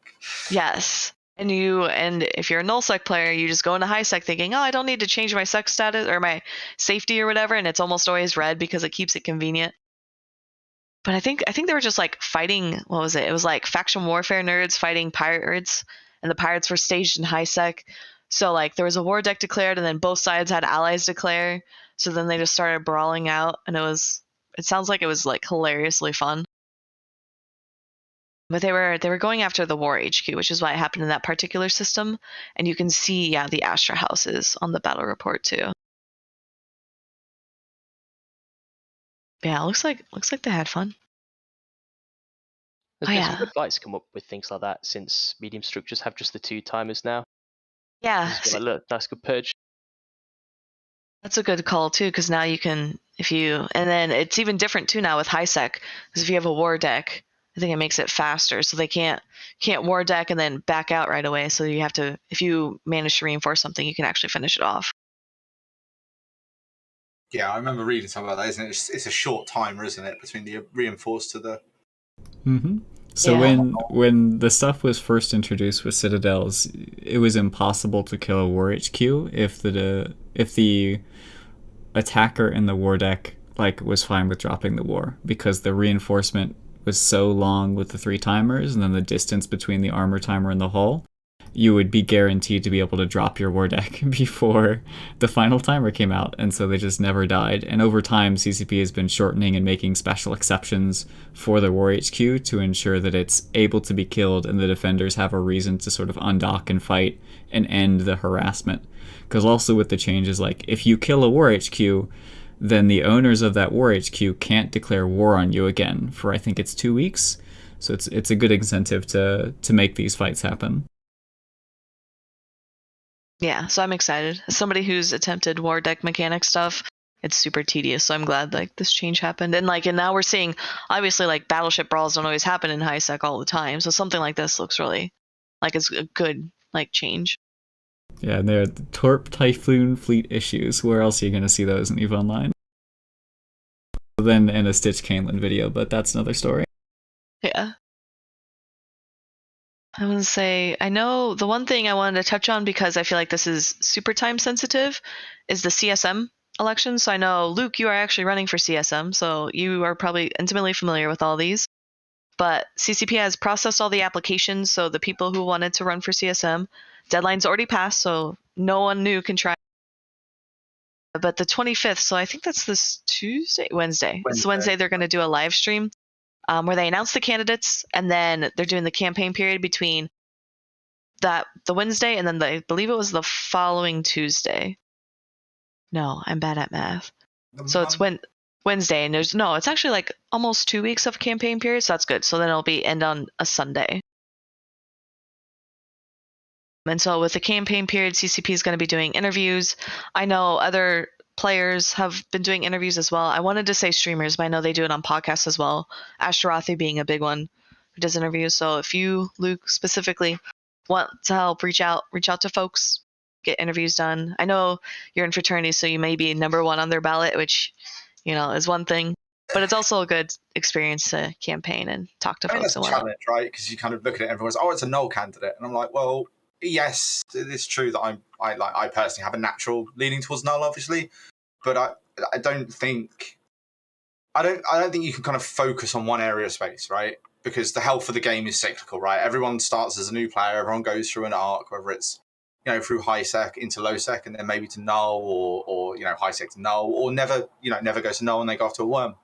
And the whole ecosystem kind of is self-fueling, right? So to kind of go, I want to focus on this kind of one part of the game, I think it kind of ignores the fact that actually there's a reason everyone plays EVE, and that's because it's hyper complicated and everything is super interconnected, right? And and yes, there are some things on my list like force projection, which are very much null related sort of things, right? I think probably there is too much force projection in the current jump bridge system. I'm not saying go back to fatigue. That's a whole other, I don't miss that level of fatigue, but I do think it creates issues, right? But then, there's stuff around faction warfare, which CCP obviously said they're going to look at, which is great. And things around the kind of PvE game and the fact that's very monotonous. And, I personally think if you kind of play any other MMO, you stick all of the really good PvE content up to I don't know, let's say level 30 if it's World of Warcraft. And by the time you've got there, you're kind of emotionally invested and you want to just carry on playing. Whereas I kind of think Eve could do a little bit more of that. Yeah, we've got the MPE. That's great. You might go and do like a couple of the epic arcs, but at that point, you then really do fall into this realm of the same level 4 mission or the same level 5 mission or the same, burner mission. And I think I'm just not sure for like the new players that's going to keep people and want to keep them to stay compared to other games sort of thing. But I mean, obviously I've got my post up obviously on the forum. People can kind of go and check out and kind of ask questions rather than. Yeah, so post on the forums. I don't think so. The live candidate announcement. I don't think all candidates have their posts up, so they'll be good to see a stream where we can actually see them all. Obviously, I don't know what the cutoff was for the forum post, so it was a bit. CCP did request that it was done by the 20th, which was the end of processing. So I suspect most people will have their posts up now, but that was kind of mentioned in between the process of people applying. It wasn't part of the kind of structured announcement. Yeah. So I think most of them should be. I think how many they said there was 46 candidates. Yeah, 46 candidates with only 3 returning. So that means current CSM who are trying to run again. That's how many posts there are up at the moment. Was last year the first year, or is this year the first year where the rules about incumbents running again is implemented? It's this year. So I think if you scroll up a little on the website, it should say the 4 which can't run. Yeah. So Nominate, Merkelchen, Gobbins, and Billy. So even if they wanted to run, they aren't able. So they have to do 1 year cooldown period. Yeah, that's right. So I think, as I say, most people have got their forum posts up now. I haven't scooted through and counted it because normally there's, like all the time, there's a couple of forum posts that aren't actually campaign posts that CCP haven't removed yet. I think I saw a post about forced participation in human trafficking in the CSM campaign thing. That's been locked now by CCP, but yeah. Well, some people, right? So this goes back to like when you're not talking about focus of the game. Some people, they don't do social media, so they just post on the forums. And so I think that actually had to do with like a mission where you had to rescue someone, and so it gave you like the little NPC character. But because you were flying them around, they called it human trafficking. I don't know. But that's one of those things where, yeah, like most people don't read the forums. I mean, now people might for the campaign, but there's a huge active group of players that go out and use the forums, and I think Tib just said Ken, Arcia, and Brisk are the incumbents that are running again. I know all 3 of those are running, so I think that is the 3 incumbents. Yes, as far as I'm aware, those would have been the 3. Which is interesting because that means 7 of the current CSM are not running it, and usually we see a lot of repeats. So it's kind of exciting seeing a bunch of new faces, a bunch of new groups. We'll also see the effects after the last big war, where you can see like how votes are aligned with like block votes and stuff like that. But it's interesting. Yeah. It's going to be a fun couple of weeks. That's going to be good. Yeah, so make sure you get out there and campaign. I know probably being on the show helps for you, Luke. But to anyone else out there, speaking of campaigning, so on Talking in Stations, we actually have a CSM discussion channel. And so people can post their ad campaigns, and then we start threads. So then that way, if people have deliberate questions for you or they want to see what questions you've answered, you can go out and do that. So that's something for those who don't watch videos or don't watch podcasts or anything along those lines. I mean, one thing I could ask if people listening, like if anyone's out there that kind of has very specific parts of the game they want to have a conversation with, please do reach out with me about it as well. I know I've reached out to some of the faction warfare groups. I've reached out to some of the kind of small gang groups to kind of get their opinion of what is right and what is wrong. And I think I even said in my post, it's impossible to know everything about everything. If you say you know everything about everything, you usually know nothing. So, people that want to kind of voice their opinion, please reach out. Yeah, for sure.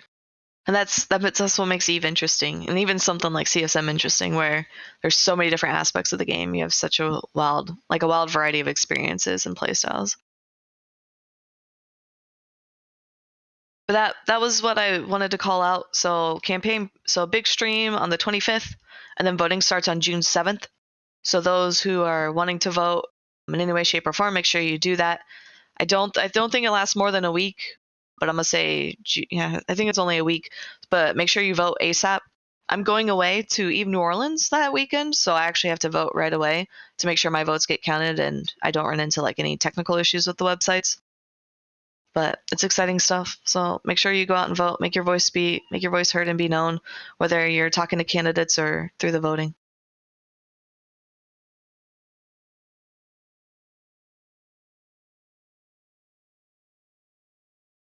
Sorry, my cat was talking to me. I think we'll wrap up with final thoughts. I don't know if I would say Artemis, do you have any final thoughts or should I just focus on the guests? All good. All right, BJK, do you have any final thoughts or shout outs or anything in particular? I'd say shout out to anybody who's come into Vale of the Silent as an attacker or a defender. Thank you for giving me reasons to log in and play for the last year and a half specifically during mine and my corp's time here in Fraternity. Yeah, it's a good place to be. And yeah, cheers for the opportunity to actually talk about it. It's like you see so many people on Reddit talking about, the Imperium or, PanFam. Like it's very rare that another group gets a focus. So yeah, nice to be able to talk about 8 years worth of stuff in one go. Yeah, covered almost 2 hours worth. All right, and Luke? Yeah, I probably echo a little BGK's thing about people coming into Vale because it's giving my pilots reasons to want to log in, right? Which is great, and that's exactly what I want. I think, and then the kind of big thing at the moment is kind of interesting. So as I said before, Eve is in this interesting place at the moment, and I think you can either sit and kind of complain about it on Reddit and go, you know what, Eve is dead. I mean, that's been a joke since like 2003. And you can totally do that, or you can engage in the process, be it voting from CSM, talking to CSMs, or reaching out via various different channels, and try and kind of make Eve a kind of better place and a place people want to log in again to. I think is my big thought. No, thank you. Those are good thoughts. With that, we'll wrap it up this week's episode of Talking in Stations. Stay tuned because eventually we will talk about the early era of Fraternity, so we can kind of wrap this whole thing together, and then who knows, maybe within the next year we'll see another big war where Fraternity will take place. So thank you, everyone. Have a good night.